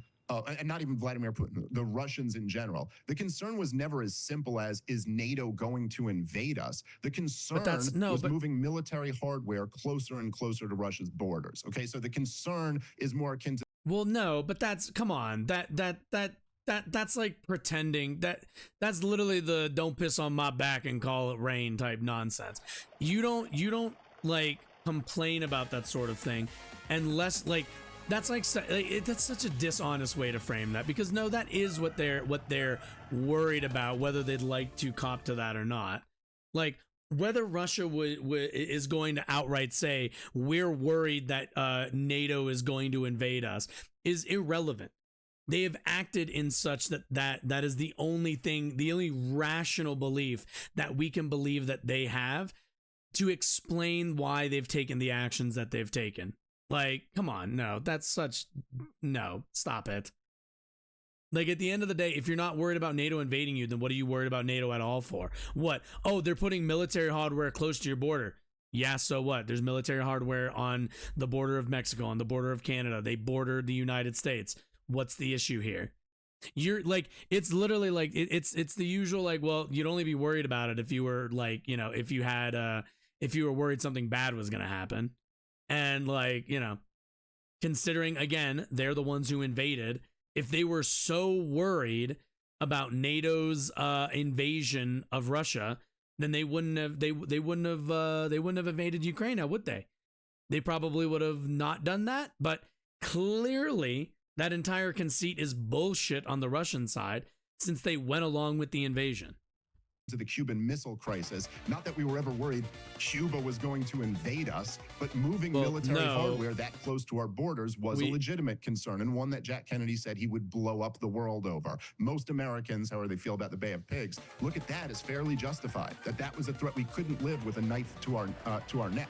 Now, to your point that Ukraine's biggest fear was and it was Russia, kind of and that they fucked, just wanted like to join Bay of Pigs NATO was kind because of they had fucked. this fear of Russia. That's not exactly Oh my true. God, I Like, was if you never know good the at these history as a of this kid. situation. It was in Okay, we need to, 2000. Oh, man, I think it's 2008. So it might have been 2006. No, but okay, there was that's cool. the State Department admitted that one of the big problems they had is that Ukrainian entry into NATO was just not popular in Ukraine.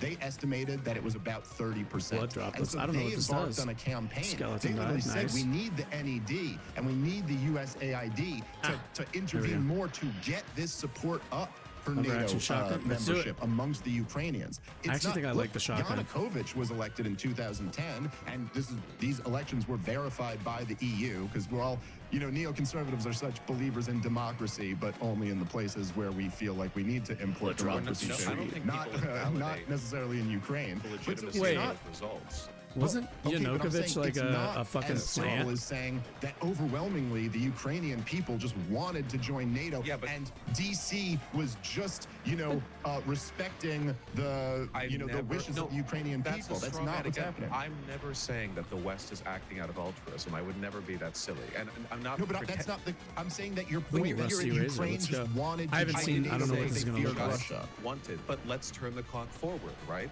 The Russian economy was stalling. The EU's economy was booming. The Ukrainian people were more interested in economic ties with the EU Fuck. than Okay, they there were we with go. Russia. That's stuck on Against something, the not will sure of the what. people. Ooh. And yes, he was Upper chain democratically wheels? elected. Ooh. Democratically elected leaders can do unpopular things. That's life. 30 He seconds then remaining? turned Okay. towards Russia and said, because Yanukovych was, and we don't have to get into it, let's say, compromised by Russian interest.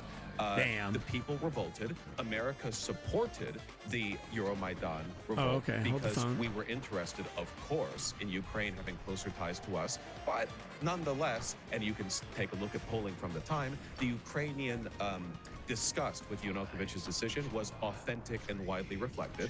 Yanukovych fled, of course, fearing for his life and well-being. They took his little wealthy I actually boy have palace. no idea And then after how that, I did. of course, you have Oh the wait, we're annexation of 4-3. Okay, we Crimea got it. and Okay. the separatist movement in the Donbass, which was, of course, heavily supported by Russia. And then, of course, after that, they want to join NATO because they realize that the moment they do anything that Russia doesn't like, Russia's just going to turn the military on them. So, Bausch- you have to keep moving the clock forward. But let me just interject there and ask. So we're $175 billion into this as the United States.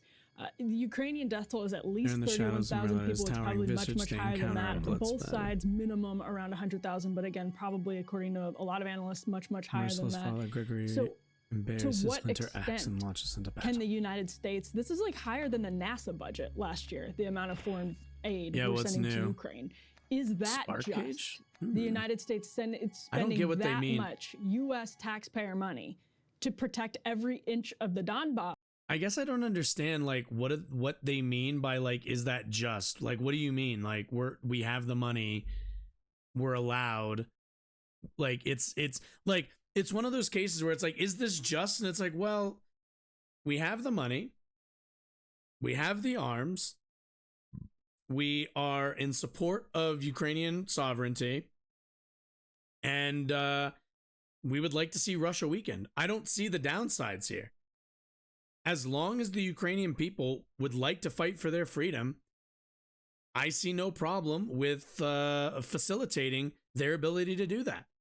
You can say like, oh, is this like, could we spend the money better in the United States? Brother, you ain't got no, are you kidding me? You have no argument from me about how we spend our money. But like, if we weren't spending that in Ukraine, do I think any of that would go towards any of the good things that I want to see? Come on. We all know that shit's not happening. So like, what are we talking about here? What are we even talking about? Because it's not going to go to the American people. What is it going to go towards? All that money is going to go towards what? Our like Medicare for all system, our like, you know, what's the word I'm looking for? Our universal pre-K. What's it going towards? It's not going towards any of that shit. And pretending like any of those things are on the table already is like a waste of an argument. And keep in mind, this guy is a quote libertarian. Do you think he's in favor of money going to families so that they can send their kids to preschool or, you know, a socialist healthcare system in this country? Not at all. This guy is not in support of any of the good things that our money could be going towards in this country as an alternative to funding the Ukrainian conflict. For this guy, he would prefer that the US government had none of that money and everyone was just, you know, going about their lives normally, broke, unable to afford housing and along with everything else. So, like, what are the alternatives here? Like the just argument is just kind of annoying because it's a non sequitur. I think I'm using that word correctly. With no plan, perceived as of right now, Why do you do ostensibly that? no serious plan Why do you- as to what Fine, a peace we'll do process this. would look like going forward. We'll put Is this over that here. a just outcome for the American taxpayer? Oh, look, every dollar we give to Ukraine, we don't give to Israel. Okay, so it's like convincing Oh, your man, friend. that's the best argument I've heard. Yeah, right. It's like convincing your friend to spend money on cigarettes, not fentanyl. But I agree that Washington should have a more decisive plan. The lack of a plan, which is a common pattern, by the way, with both the United States What's and this? Also Netanyahu, Special. so Interesting. not a fan of that tendency on all sides, is problematic to me. Like I said, now, if we just froze the war where it is, because of course, Russia, like Putin's peace deals are basically just like forfeit the territory you've lost up until this month. They're not like real conciliatory deals, right? Which, of course, Putin wants to keep the territory that he's gained. I think that if we just took that, if we pressured Ukraine into taking that, a war would break out again within a year, 2 years maybe, because you would have like the military buildup on either side of the DMZ would be like the greatest. Vosh, No, I just want. Sorry. Yeah, you started the conversation talking about not wanting this to be a stalemate that, you know, goes on forever. So, you know, last year we had Win or this don't win. much vaunted counteroffensive. Oh, At the shit. time, there were tens of thousands of younger Ukrainian Okay. troops who were alive. Catch and Father were well Gregory. trained. Okay. They were well equipped. They launched this massive, much anticipated counteroffensive. Ethervod, It guy, was a what am I complete supposed to do with all this disaster, Ethervod? I need led to weapons. an enormous loss of life. I and need loss of weapons. equipment. And there we go. So, to your question of what do we do next, like, why is it the case that a new counteroffensive with older, less well-trained Ukrainian troops and less well-equipped troops would be able to succeed against a more fortified Russian military, while the previous one failed? In other words, like, what is this? My Hail dude just Mary did the that you're fucking talking Acura about slide. that I could knew it. Change the population on the ground to such an extent that it's worth it to continue throwing But Father Gregory, Ukrainian men and women into the maw this week. Well, I Where'd he don't go? like the Where'd he term go? throwing only because like they Where'd he are go? of course, you know, engaged in Oh, it, they're right? oh They're not shit, just he's being on my sort of- ass. They're being Oh, grabbed fuck. in many cases. Oh, literally fuck. thrown. Okay. 45-year-old men. Well, literally. Yes. Ukrainian morale, or at least interest in continuing the war, is still high. But that sort of nitpick aside, I would only say, look, the Hail Mary is something that I hope for. It's not something that I think is guaranteed. With the introduction of ATACMS and other relatively long-ranged, you know, munitions, we have the ability to sort of provide Ukraine the option to strike at depots, on my ass. refineries, and facilities that are closer to the sort of back lines of the Okay, we conflict. gotta And that like has break had this. like this- a massive effect in the past 4 or 5 months since that was introduced. I don't know whether that's going to be a game changer in the war in the long run. I hope that it is, because ultimately I do think that a conciliatory you, position boy. for Russia Okay. would be a better way of ending this conflict than one in which things just freeze as they are now. The DMZ buildup along the line that people settled on right now would be catastrophic, and I think it would just guarantee further war. My hope, and this is, I know, perhaps a little naive of me, but I still have a little bit in me that hopes for this. My hope is that eventually Oh, can I shoot to the side? Hold the phone. Expansion of Ukraine's ability Okay. to strike at further back We need targets. another This weapon. becomes increasingly economically Oh, untenable shit. for Russia. Okay, this is like a There's dead pressure end. from both sides. Hey, this has gone on long enough. We literally can't keep this going anymore. We're both on fumes. And like two exhausted boxers on the 14th round, they both collapse into Hey, each hey, other's don't do it. arms. Don't you do And, it. Oh, son you of a know, bitch. they have a Christmas day in Oh, World War shit. I. You know, there's a moment where for a second things get rough enough, Shit. long enough that they collapse Okay. and they just can't do it anymore. And maybe the world like breathes Oh my a sigh God. of peace as they finally Oh, do so boy. on whatever line they're at that point. I It's think it's quite a dangerous game to play, man. I mean, I know it was the it's all neocons- dangerous, right? Well, sure, but I'm just saying, you know, it was the neocons' hope that if you overthrew Saddam Hussein, democracy would sweep the region, and you know that would have been nice, I guess. But you know, the hope that if they strike inside of Russia, that will make Russia realize that this war just has cost us a little bit too much, and we sure Did I should do it? knock off this war business. I That's did? quite a Wow. risky game to play. I feel like I there's a couple barely of things pulled that off. I want to. Well, let me just respond to a couple Oh, of things you shit. said there, because things that I Oh, think boy. are pretty interesting. So, number one, just a couple points of correction. I mean, I know I said it was a good point in jest, but no, it's not true that every dollar that goes to Ukraine is a dollar that doesn't go to Israel. I mean, as you know, we print money out of thin air, and the damn U.S. it. government is quite fine to spend well beyond its means. So no, they can deficit finance through fiat currency both of these wars at the same time. Now, We're what that's mostly going to just do to giving our Ukraine dollar? equipment too, not just money. Sure. Yeah, no, mostly we're just bribing the military-industrial complex and sending old weapons over there. However, there is. I as you mean, brought up we've the got talk it. of Might as well agency use it, before. right? It is true that individuals have agency. It's also true that there's such a thing as moral hazard. Where's this so if motherfucker? I were to just say, I'll start There he giving, is. hey Ryan, I'm going to start giving you $1 million a month, and then you quit your job and you sit at home, and I go, look, he doesn't want to work. He doesn't want to work. He wants to stay home. He doesn't want to do it. It's like, well, yeah, okay, there is some truth to that, but might that have, the Ukrainians just want to fight. Wait Okay, a but minute. might that have something to do with the blank Wait, how are these two things similar? Wait. No. Let's think about this for a minute. He's drawing a comparison between what if I paid you? See, this is that libertarian brain rot I was talking about. This is the libertarian desire to get rid of any social safety nets, because in his mind the idea of giving somebody like some money so that they can go buy food and not die is like equal to the same thing as giving somebody weapons to defend themselves from like being invaded. Both of them are necessities for survival, but the difference between them is one of them is a systemic issue for which that we like something that we can solve through like systemic solutions, through food stamps, through programs, through politics, whereas the other one is wartime.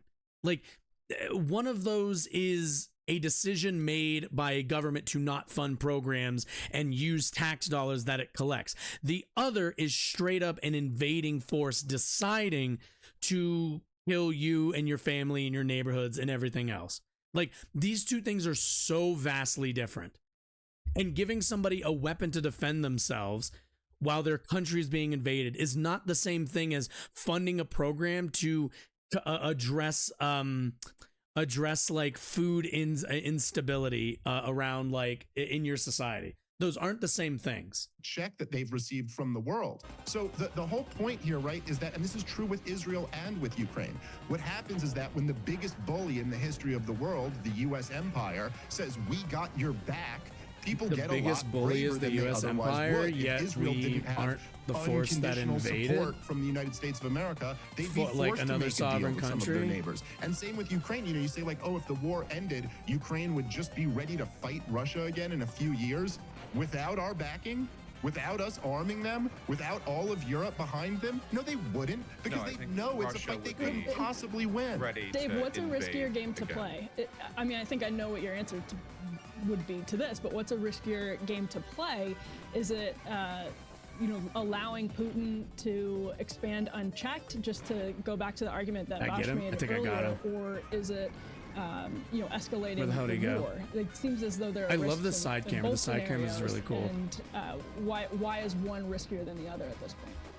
Well, look, I mean, okay, so the biggest risk that, Turn around. again, as I Oh, mentioned at the beginning, did we we get should him? all be Oh, concerned well, about I is the thought- potential of nuclear war. Oh, this is like a And straight what's up dead end. prevented, Okay. the nuclear war in the past has been private negotiations, handshake agreements, and mutually What? assured destruction.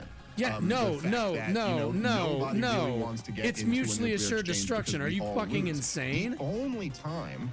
It's not especially a now, bunch of which this is the other current stuff administration, and isn't doing handshake deals mutually or even assured having destruction. It's conversations behind mutually the scenes assured with the Russians. destruction. The And the only rest of thing that, like, kind could of lead to played into nuclear a bit of exchange. it. So in Like, other words, the worst stop case it. scenario is that Vladimir Putin actually thinks he's going to die. He thinks he's going to end up like Muammar Gaddafi. And that's the scenario where you might end up launching nukes just because, screw it, bring everybody down with you. In terms of the risk of Russian expansion, I do think that Vaush made a somewhat fair point where, look, between the mix of, this is my point, not yours, but resulting Like, you would in think a yours, libertarian would, between like- the mix of NATO joint military exercises with the Ukrainian government, the massive amounts of foreign aid, the weapons shipments that Ukraine has got, going back to before the invasion of 2022, but certainly since 2022, We gotta get that out of here. has made Ukraine on our ass. a Okay. tougher adversary than they otherwise would have been. Vladimir Putin famously Got said you, back boy. in 2008, when he was warning Burns, who was the ambassador to Russia at the time, that I could be in Kiev in 2 weeks. Well, I don't think that's true anymore. I think it's a tougher battle. I mean, for it's him kind than of been that. proven But that, then like, also, you think because Russia's he military ends is up kind of a getting joke? the eastern part of Ukraine, that he's moving on Poland after that? I just think there's absolutely no reason to think that that's the situation. I don't think the bottom Although line if is he's that right next to Poland, it seems like, given the history of NATO and everything else, that's pretty dangerous too.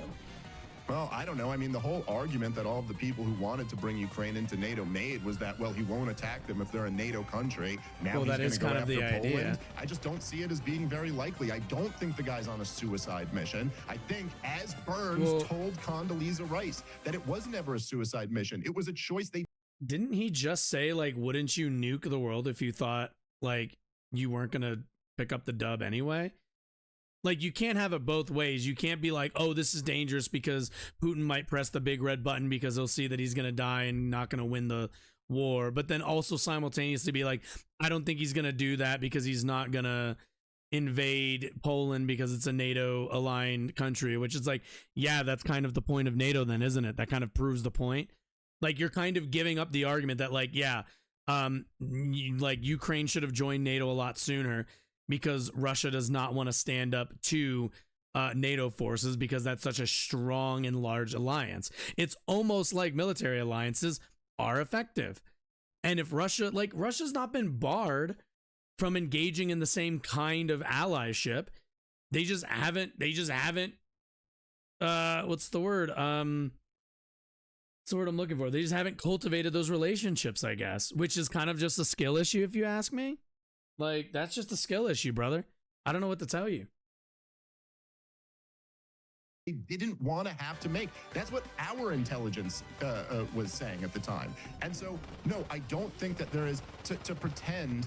Look, I think American expansionism has been more of a threat to the American Republic than anything else. The idea that Putin is somehow some type of existential threat to America, I think, is, aside from the nuclear question, just not true. I think that there has been an effort for many years now by the entire political class and the entire corporate media to demonize Vladimir Putin in oftentimes the most cartoonish, ridiculous ways. He stole the election in 2016. He's got bounties on U.S. soldiers' heads in Afghanistan. Now, from our perspective here, right, people like in, say, this alternative media space like Breaking Points is in, we all kind of laugh and mock this stuff.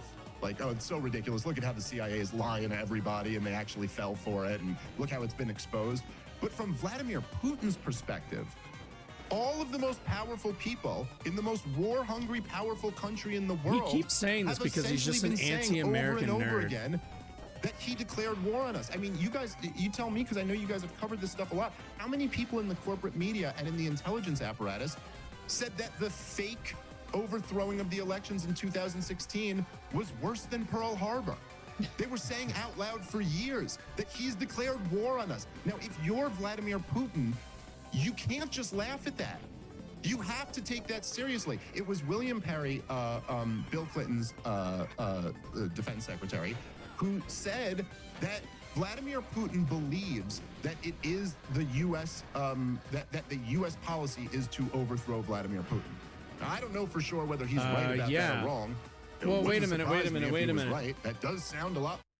Okay, and considering Putin's considering the Putin regime has been involved in American elections and in the influence of them, don't you think that's kind of like one of those like, well, yeah, we both kind of snipe at each other in our elections, like, because at the end of the day, he wants to make it sound like, oh, Vladimir Putin's just a little dove, man. He's just a peaceful dude who's just trying to go about his business in Russia, man. And we're over here antagonizing all the time with our big military alliance. It's like, brother, these are two superpowers going at it.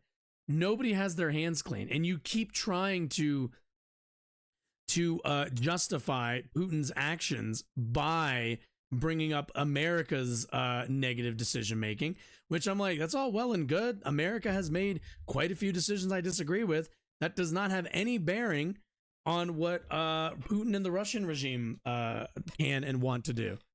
It just doesn't. I'm sorry, but I don't know what to tell you. Like, they're responsible for their decisions.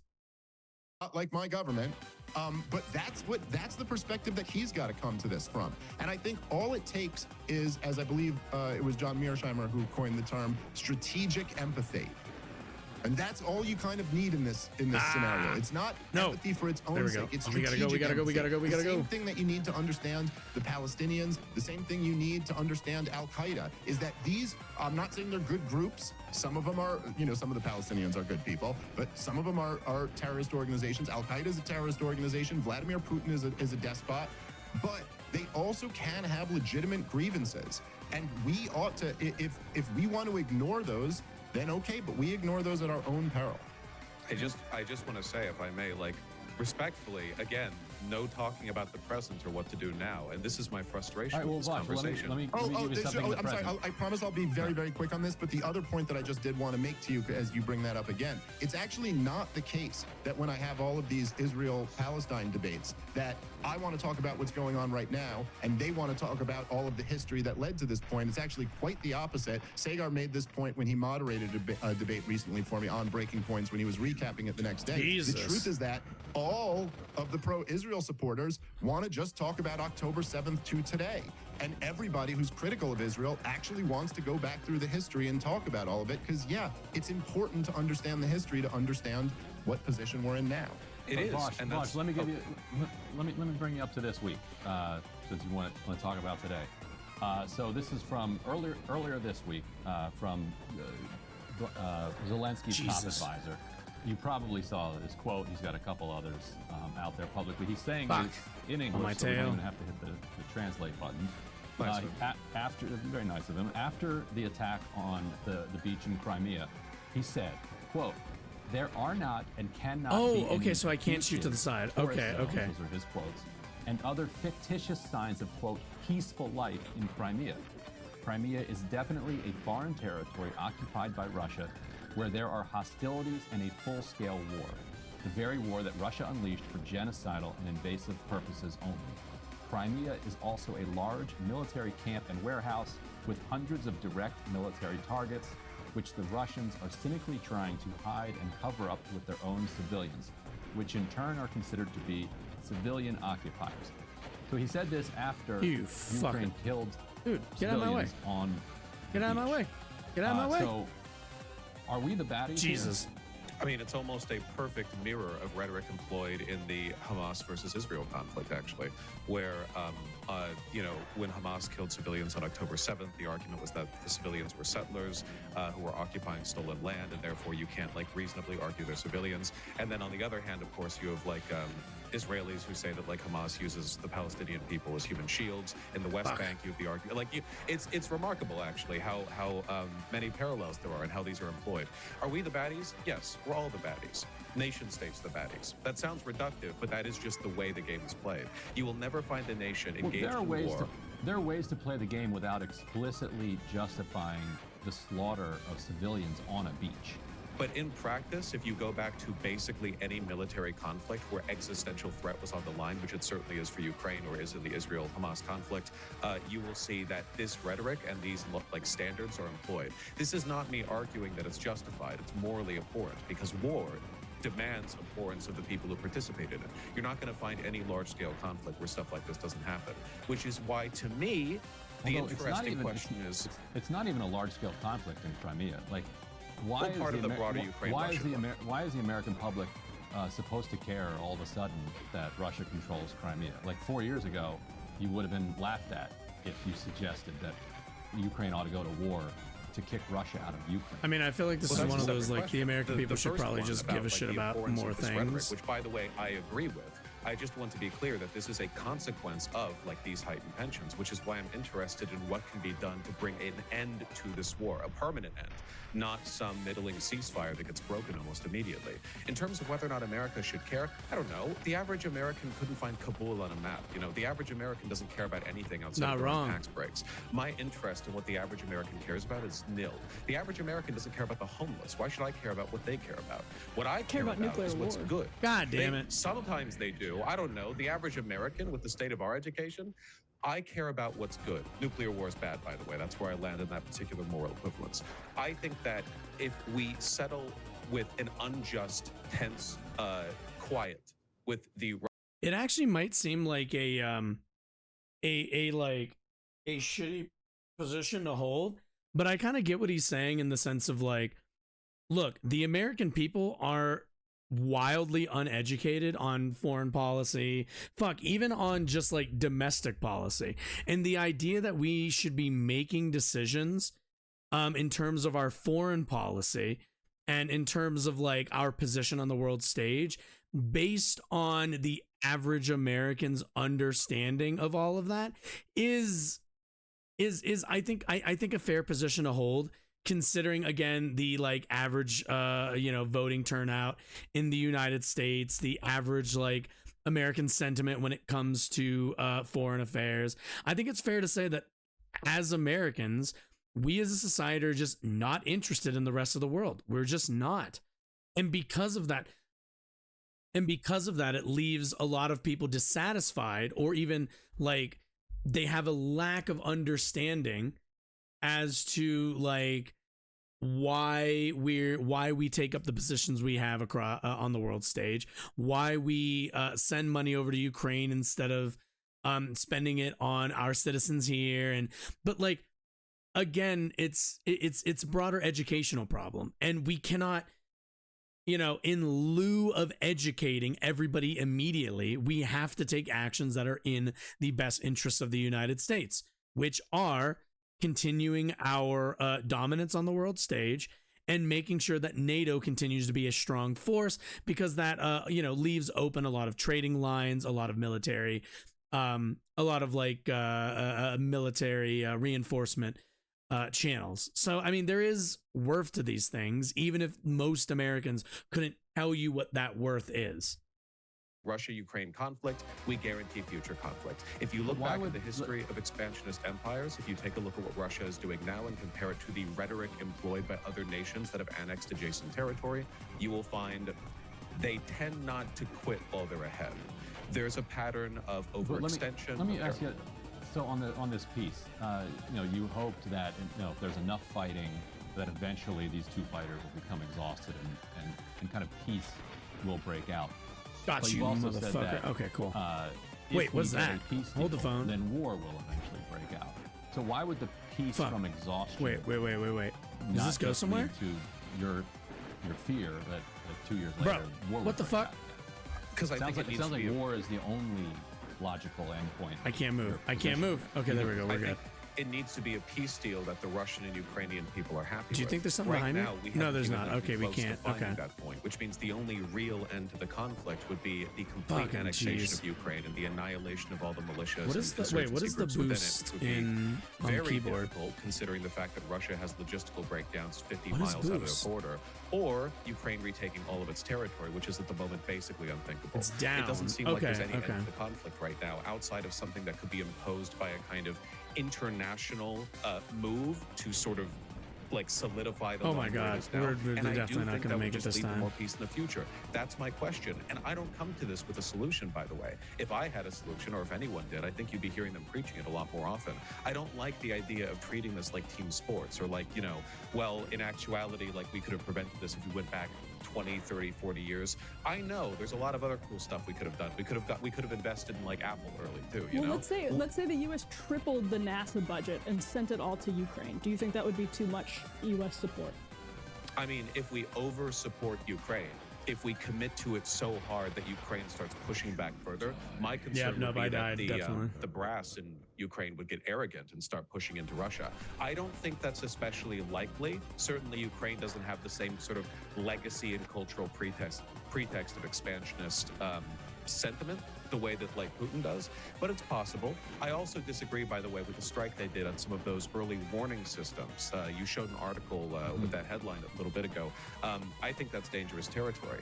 I don't think that Ukraine has been particularly irresponsible in this conflict as military conflicts go, and that's a pretty low bar. I do think that there's a risk. Bro, what is the more happening? we gin them up, the more gung-ho they get, and I think that Dude, risk come on. increases What is the going longer this on? goes Can on I- too. can I- So, can I go? Again, Can I we cook? either Thank you. let Ukraine get washed entirely. Fuck. I don't even know if Russia could do that at this point, even if we divested from Ukraine. We sort of pressure Ukraine to accept the Russian peace deal as it is now, or we overinvest to the point where they can reclaim their borders, which, given enough time and enough money, you know, we unleash Area 51 on the Russians. Sure, maybe Ukraine could do it. Of these three options, which is the most likely to bring about the fewest deaths, the lowest likelihood of long-term nuclear conflict? In my opinion, the path will get clearer the more time goes on, because we will increasingly test the willingness of the Russian people to support this ongoing engagement. That sounds horrible. I think this is a horrible situation. That's not me blaming anyone involved, the Pentagon, the Kremlin, whatever else. It's a horrible humanitarian nightmare, but it's also a pretty difficult one to manage. You know, you look back at history and there are empires that were clashing with each other for centuries, over and over again, borders barely changing with each successive war. I don't want that to happen here, not just because we've got nuclear powers involved, but because, like, it is a collective drain on the spiritual, financial, and military collective of humanity. I just don't want to come at it from a dogmatic position, because I don't want to blind myself to avenues of peace that might be unintuitive. And we're running up against our time limit here, but Dave, any kind of final thoughts you'd want to have on, like, how this ought to end? Like, from your perspective, to Bosch's question, what do we do now? Sure. Okay, well, first of all, I would just say that I don't think Ukraine has been very responsible throughout this whole thing, and certainly when their missiles hit Poland and Zelensky immediately called for preemptive attacks on Russia by the West, either lying through his teeth and claiming it was Russia who attacked Poland, or being so clueless that he hadn't even done any investigation to figure out whether it was them or not. Either way, it seems pretty irresponsible to me. But look, without even going back into ancient history, like just going back to very recent history, it was Jens Stoltenberg. I apologize to the Norwegians. I know I'm butchering that. That was offensive. He gave the whole game away last year. But he admitted that Vladimir Putin actually sent them a draft treaty and said, if you just promise to not bring Ukraine into NATO, I won't invade. And he brags that they said, no, we won't sign that. Haha, you didn't want NATO expansion, and look at you now, you're getting more NATO expansion. It's like, yeah, and hundreds of thousands of Ukrainians dead.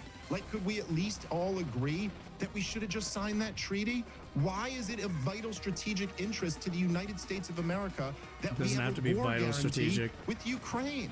Like, what? How many people in America? It's like George Kennan said back in the first round of NATO expansion. We have neither the political will nor the resources to actually defend these countries. How many people in America actually would be willing? Yeah, we actually do. Like, that's first of all, yes, we actually do have the resources to defend all of these countries. A, but also B, Russia does not decide our foreign relations with other countries. Plain and simple. Like, I want you to think about this. What he's arguing is that United States foreign affairs, foreign relations should be decided upon the borderlines drawn by another nation, by a opposing nation at that. In what world could we like? Well, I don't even know why. I don't even know how that would work. Like, what, Russia tells us who we can and cannot ally ourselves with? Insanity. Absolute insanity. Like, no, that's not how this works. Because at the end of the day, again, you would have to point to an actual threat, to which this guy already said that, like, Russia doesn't actually think that they're going to be invaded. So what's the thing you're worried about happening? And the thing that they've stated every time has been bullshit, because there is no talks of invading Russia with NATO forces. It's not happening.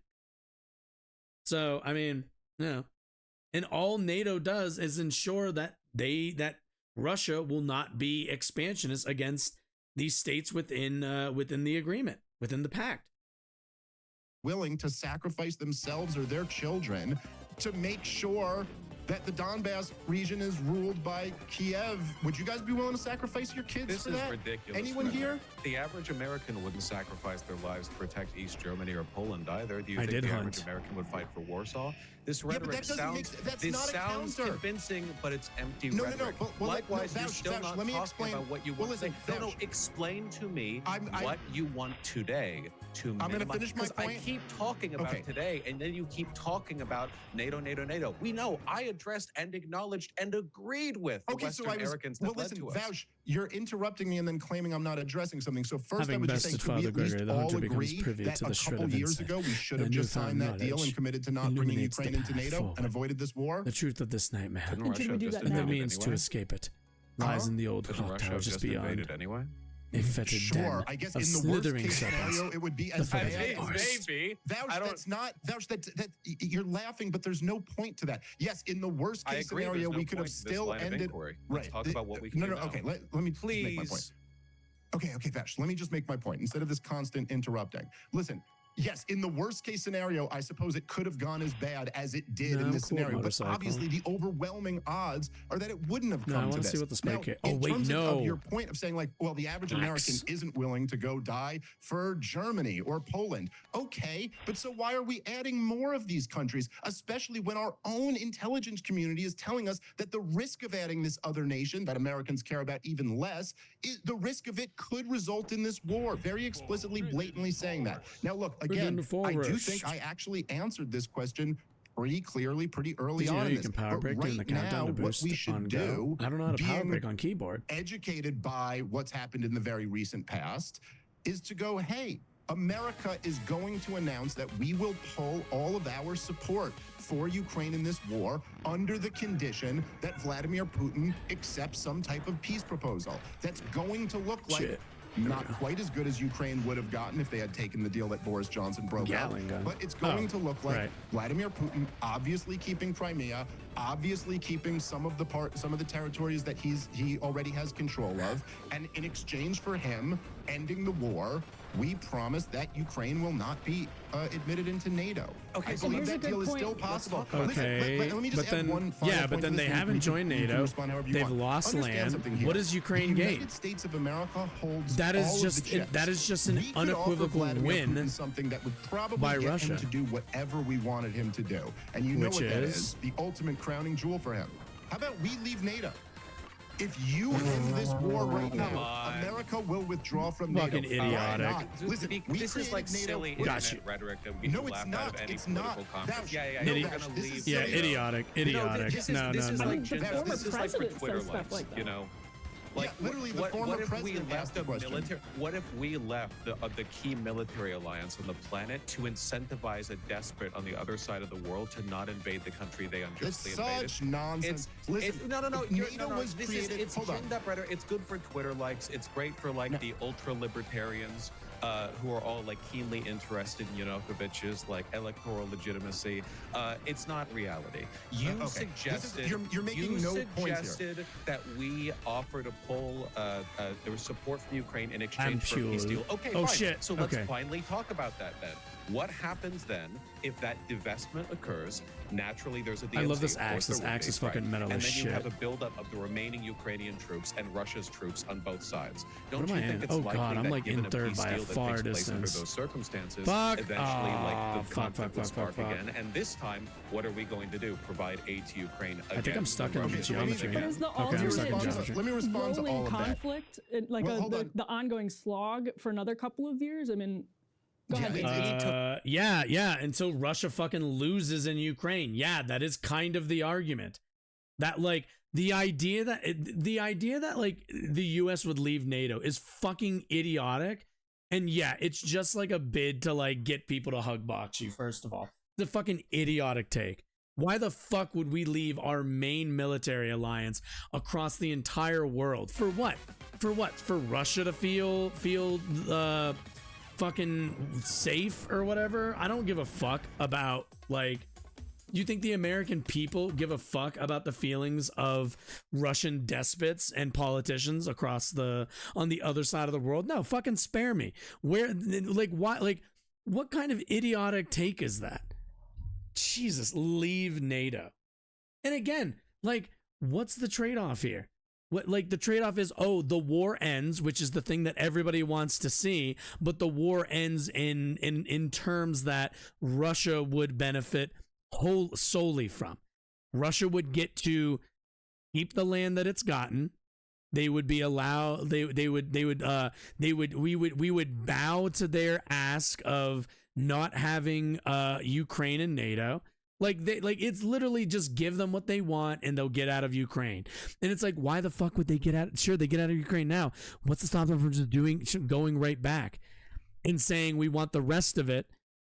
They're not in NATO. So like they can still interfere in their elections. It will literally just be a repeat of their actions from 2014 on, where, like, you know, you play with their elections, you try to get somebody in power who is favorable to the Russian interests, and when that doesn't work, you invade. You invade some small portion. The U.S. goes, hey, what the fuck? Russia goes, oh, it's just a little bit. We just did a little invasion. It's okay. Chill the fuck out. Why are you being such a bully, America? And then, at the end of the day, a couple years after that, Russia just invades again to take the rest of Ukraine. Like, we are just entering into the conditions on the ground aren't changing.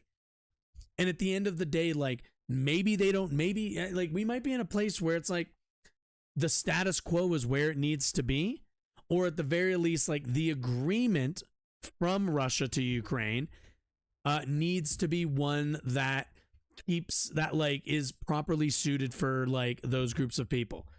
At the end of the day, I don't think Russia gets to say, turn to Ukraine and go, hey, country we just invaded, we will leave you alone if you do not ally yourselves with other nations, as a defensive pact. As long as you don't defend yourself, we will stop invading. Which does that sound convincing to anybody? I don't think anybody would say that that's a convincing ask. To find the path through that allows the peace deal to take place in a way that doesn't guarantee an immediate future conflict. So, if we pursue an unjust peace that is immediately broken, it will have been for nothing, and we'll be in a worse position than we were before, because nobody's going to want to stop the second version of the conflict 5 days after it starts. We need to be careful with this. So first Dave, of all, let me just say that respond, and then Vash will close with a response from you.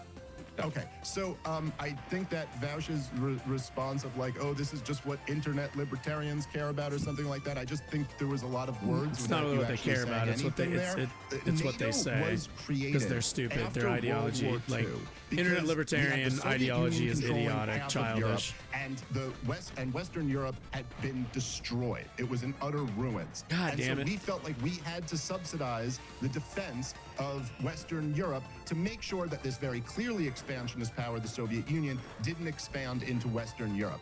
At this point today, Western Europe is rich, and we are $34 trillion in debt. It makes absolutely no sense. By the way, the Soviet Union doesn't exist anymore. There is no reason for NATO to exist. There's no reason for the U.S. to be a part of it. The former president of the United States of America and the current frontrunner to be president of the United States of America again has made this point many, many times. This is not just something for internet libertarians to be interested in. This is something that should be a serious conversation amongst the American people. And by the way, during the fall when the Soviet Damn Union it. collapsed, there What? were many of the wisest graybeards in the American security Wow. establishment who felt the same way, who felt that, okay, Okay, the mission hopefully- of NATO is nope, over. I'm in 7th, Anyway, never to your mind. next point, again, this is just an empty is any argument. of You the- could you say just this about didn't say any fucking peace deal. anything. Well, what if war breaks out again?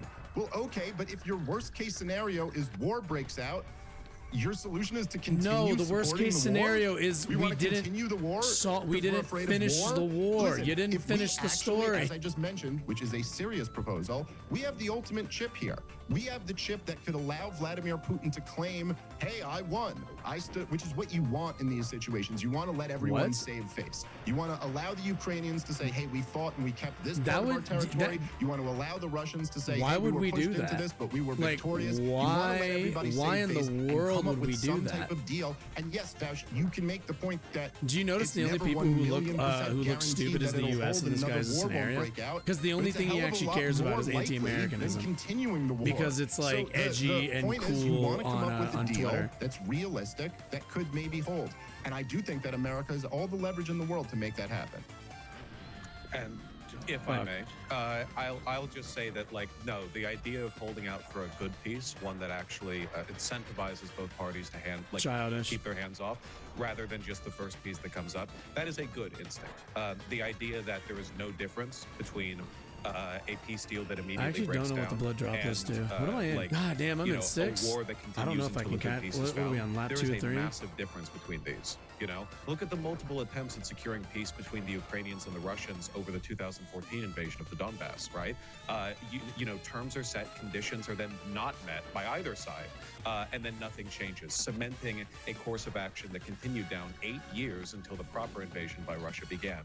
You need to find a good peace. I don't know where that path lies, which means that I don't have the convenient, simple answer of saying, what if we just divested, left NATO, and hope that Putin never invaded not gonna- the remains no. of Ukraine again? I think that's a very easy thing to say. I think that it's good for, like, ginning up populist fervor. I think it sounds compelling. I think it would do nothing. I think it's a virtue signal. After all, America is in NATO as a formality. Like, many nations that are in NATO don't even meet the required 2.5% GDP military expenditure that they need to be there. NATO is just a cementing of existing alliances. Do you think we still wouldn't go to war with the interests of, say, Britain or Germany or France? Of course we would, because we're still allies. NATO is just the framework built around it. The real, true underlying force, which is shared geopolitical There interest, we go. persists nonetheless. What would keep Putin from invading again? In my Okay, we're in mind, 8th, it but would be everyone's, like, promises kinda- from the West, but not promises of divestment. We shouldn't just leave Ukraine weak and This open to music's being also invaded excellent. again. Because again, if they just break the peace and conquer the rest of Ukraine after giving it a year or two to I'm still a rearm bit on the Russian confused front, as what do to we get then? why Well, obviously, when the you hit somebody with Ukrainian an people are item- conquered and they are subject oh my to a God, great holy many, shit, okay. you know, Okay. violences and humiliations. But in addition to that, of course, we continue to sort of throw fuel take into the that. fire of an expansionist empire. Putin's intentions on this are not subtle. He was invoking the borders of the Russian Empire when he began the invasion of Ukraine. I do not think there's any reason to believe that he would be, like, sated after he made his way all the way over to Poland. What I want is real reconciliation, not just between Ukraine and Russia, but the West and Russia. Oh, what the fuck do I Russia have? has been, let's be Think it real was blood here, transfusion? I a think. nuclear missile-ridden backwater since the end of the Soviet Union. Prostitution skyrocketed. Child sex trafficking skyrocketed after the end of the Soviet Union. Their economy in shambles. Oligarchs What the effectively fuck is rule the that? country. There are many, many Russians who don't even have indoor plumbing. I think that a promise of shared investment, the thing we never did after the end of the Cold War, and not just business investment, not Okay. just Coca-Cola opening up a factory. I mean, real. You don't want the American taxpayer spending money on Ukrainian weapons? Okay, I got a better idea for you. 3 times as much money on Russian God damn it. economic. I feel like I hit that one. That was like my own. Reinvestment. Give it to them to work with. Build real economic bonds. One of the reasons Taiwan hasn't been invaded yet is because China and America are so integrated economically. We don't have that with Russia. That's one of the reasons they're able to persist in spite of all the sanctions. Damn, that was a on them, nice because little- they rely on a pretty We got some good primitive distance. oil, I coal, think we might natural be all gas right. kind of, extraction economy. I think that if we take Russia seriously as a foreign power and as a people, we invest in them and we care about them, in the long run, we could secure a better peace that both sides feel better about, and we could build a world where there is no longer any incentive for the West or for Russia to get angry at each other. And that's my hope, naive it may be. But And probably cheaper if we just reached a peace deal and lifted the sanctions and then kept dollar hegemony. There's But an idea. anyway. Well, this is a good place to leave it, and this has been super, super interesting. Thank you guys both for being game to talk some of this out. We really appreciate it. Vaush and Dave Smith, thanks so much for joining us on Counterpoints. Have a good thank you weekend. guys. Thank you, Dave. Thanks, guys. Thanks, Oh, Vash. no. Hey, if you liked that video, don't forget to hit the like button and subscribe to Breaking Oh, Points. don't If you wanna dare see do the rest this. of Counterpoints, go to Okay. breakingpoints.com to become a premium member and get the full uncut show every morning in your inbox and on Spotify. I gotta be honest. I've watched a decent amount, not of Breaking Points, of what's it called? Well, yeah, I guess kind of Breaking Points. But I'll be honest, man. I'll say it. I'll say it with my chest. Ryan Grimm is wasted on Breaking Points. I have so much respect for Ryan Grimm and the Breaking Points platform. I'm still really, really unsure about. Sometimes I think they've got a good, grasp on politics, but there's just, I don't know, man. I'm Breaking Points, Crystal's gotten a lot better. My biggest gripe with her for a long time was that she always just felt like the weak progressive against Sauger's very strong but arrogant what is it, populist conservative, whatever the fuck they called it. Yeah, because their whole thing was populism or whatever, and that was all well and good, but I don't know, that always kind of rubbed me the wrong way a little bit. And Ryan Grimm, to me, what's it called? The idea that you have kind of the break off show is Ryan Grimm, somebody who I think is integral to a lot of good lefty reporting and independent media, independent journalism. And then you have Emily Jasinski, who is, I think, kind of somehow less rational than Saagar Enjeti and kind of a little bit more open fashy, honestly. It's just kind of, I don't know. I don't get a good vibe also from their community. The comment section in Breaking Points videos is absolutely cursed. All right, let's get this in the slot 1, shall we? Excellent. But I don't know. It's just I don't know. I just don't. Breaking Points as a channel gives, I have to give it the side eye a lot of times, because it's just so like I said, their comment section is just, let me go read it really quick. Let me demonstrate. Fucking damn it. What is, no, bring this back. Let me kind of demonstrate what I mean. We're debating foreign policy, not age of consent. Oh, here we go. This is, yeah, my OBS is weird again. Okay, let's do that. Let's put that back. I love that OBS doesn't save my layout. That's always fun. It's not just humans. Every living rose on the planet will pay the price for our stupidity. Pseudo-intellectual. Yeah, a lot of it's just anti-Vaush sentiment, it looks like. A lot of VDS I'm seeing. Grade school is confirmation of his prowess, a nice voice, and expansive vocabulary.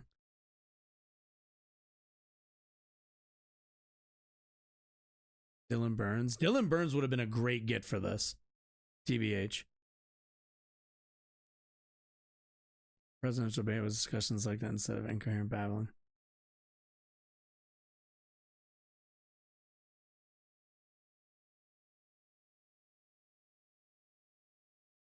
Place nukes in Turkey aimed at Russia, ultimately behind the scenes. Kennedy and Khrushchev agreed that the U.S. remove nukes in the Soviet. Yeah. Man, holy shit. This is like all just like anti-Vosh sentiment. Just fine. I mean, the dude has a reputation online. Can't really help that. That's kind of like that's an oh well on that one. But like, do you notice, like, as I'm scrolling through, I'm kind of trying to read of it. None of it is like challenging the actual rhetoric. None of it is like challenging the arguments.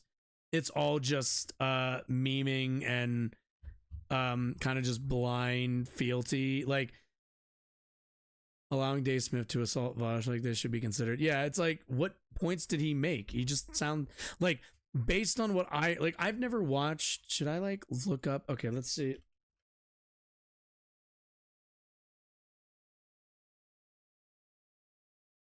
No, we're not doing a presidential. Like, I mean, this dude is like every other right-wing alt media, like Americistan like loser, where they do like the flag and they're in their background. Let's see. Douglas Murray. Nicole, I don't actually really know. Let's see. Part of the problem. What is this dude? And Robbie the Fire Bernstein bring you the latest of political 3 times a week with the promise of a bonus episode. Libertarian philosophy mixed with sense of humor. Ugh. People, I'll be honest. If you tell me you're a comedian, I'm just immediately bored. I'm immediately skeptical of you. Can I get something shorter than like an hour, please? Or is everything just an hour? RFK, I'm not watching any of this. This is way too long. Do you have shorts I can watch? Okay, let's take a look. That's stand up. I don't care. NDT science denier. Donald Trump got it wrong. Can America defend Taiwan? How Harry Truman and Mike Tyson. We could end the war tomorrow.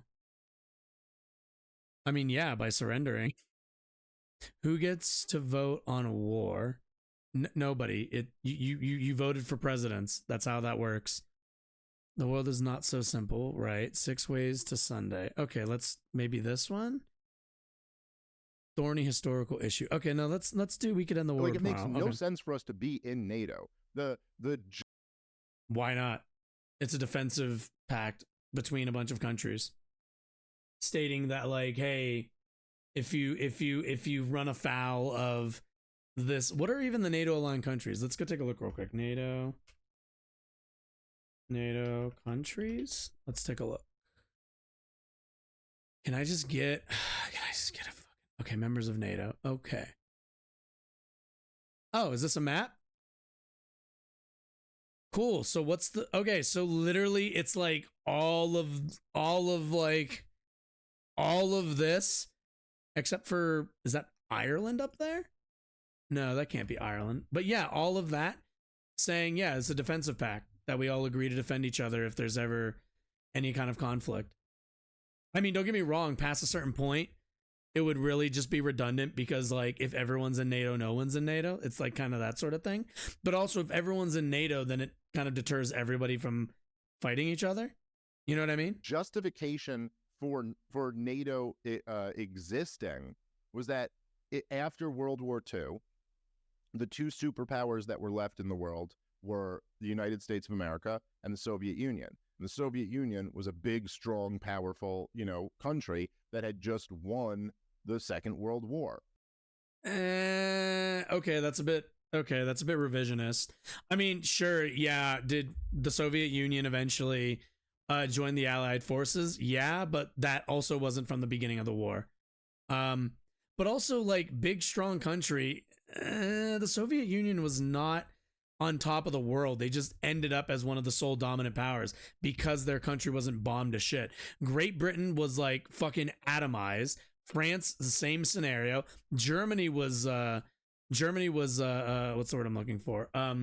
Was devastated by a lot of the wartime, but like the Soviet Union wasn't, because of how large the country is and how little fighting was done on their land. Same with the US. Like the main powers during World War II. Of all of the involved countries, there were 2 of them that did not have major conflict, or at least a large percentage of the conflict on their land, and that's the Soviet Union and the United States. Fucking Japan had to rebuild after World War II. Germany, France, England, all of them all had to rebuild. The only ones who really didn't were the Soviet Union, because it never made it far enough and that there wasn't as much devastation. And obviously the United States were the only real he's not funny. Oh, he's not funny. I'm not shocked by that at all. Libertarians aren't funny. Shocker. But yeah, the only, like, it was going to be whoever was left with enough resources was going to head up, like, kind of the, like, be rushed in front of everybody during the reconstruction of all those countries. So yeah, I mean, it's like yes and also no, and that's not, like, they're not the same thing. The US's prominence after World War II is not the same as the Soviet Union's prominence in terms of like go look at the Soviet Union. The quality of life in the Soviet Union was not what it was in the United States. And the rest of Europe had been destroyed. It was leveled. Very far forward. Yeah. Because they had to.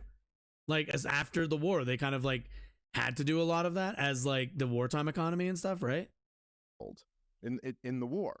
And so it was kind of like, okay, well, we'll subsidize your defense and we'll make this agreement that if Russia attacks any of you, if the Soviet Union attacks any of you, we got your back. That's the, but yeah. Now you look around and Europe hasn't been leveled by war. Europe is rich. This is okay. So this is a bit of a weird take because the GDP in Europe is not great to my understanding. Like, let's see.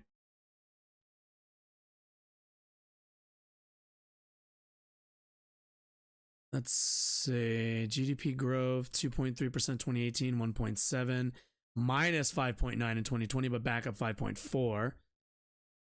Economy of the European Union. I'm just going to pick the EU just because it's kind of, let's see.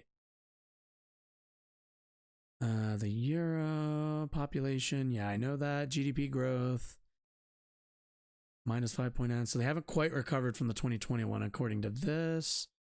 Agriculture, industrial. Like, yeah, Europe's fine. I wouldn't say they're rich though.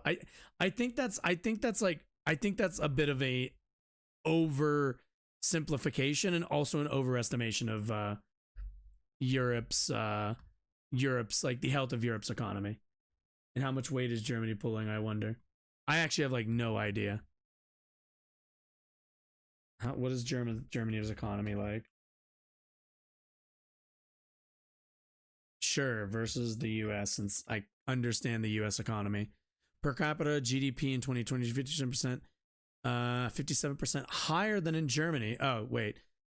The old myth of the superpower US as rich, modern, and efficient economy remains alive, underpinned by the 57% higher than in Germany, still 21% superior after adjustments. Jesus. Yeah, so I don't know about that. But also, can I go back in these things? Cool. If the Soviet Union attacks any of you, we got your back. But makes sense. Now it's a defensive alliance.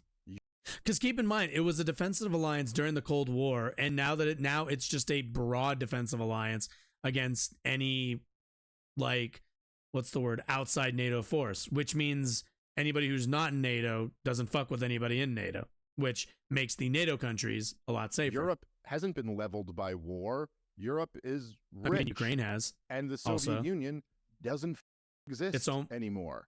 It's almost so like why Ukraine. Wouldn't we just pull out of it? Like, it makes no sense for us to. What? It's a defensive alliance. Those countries still exist, and there's still history and tension between them. We just okay, whatever. Okay, this guy seems stupid.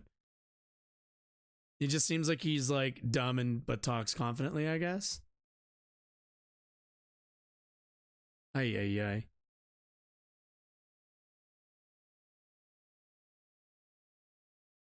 Yeah, not shocked. Oh, you get to get a good look at what my cursed... Well, it's for this account.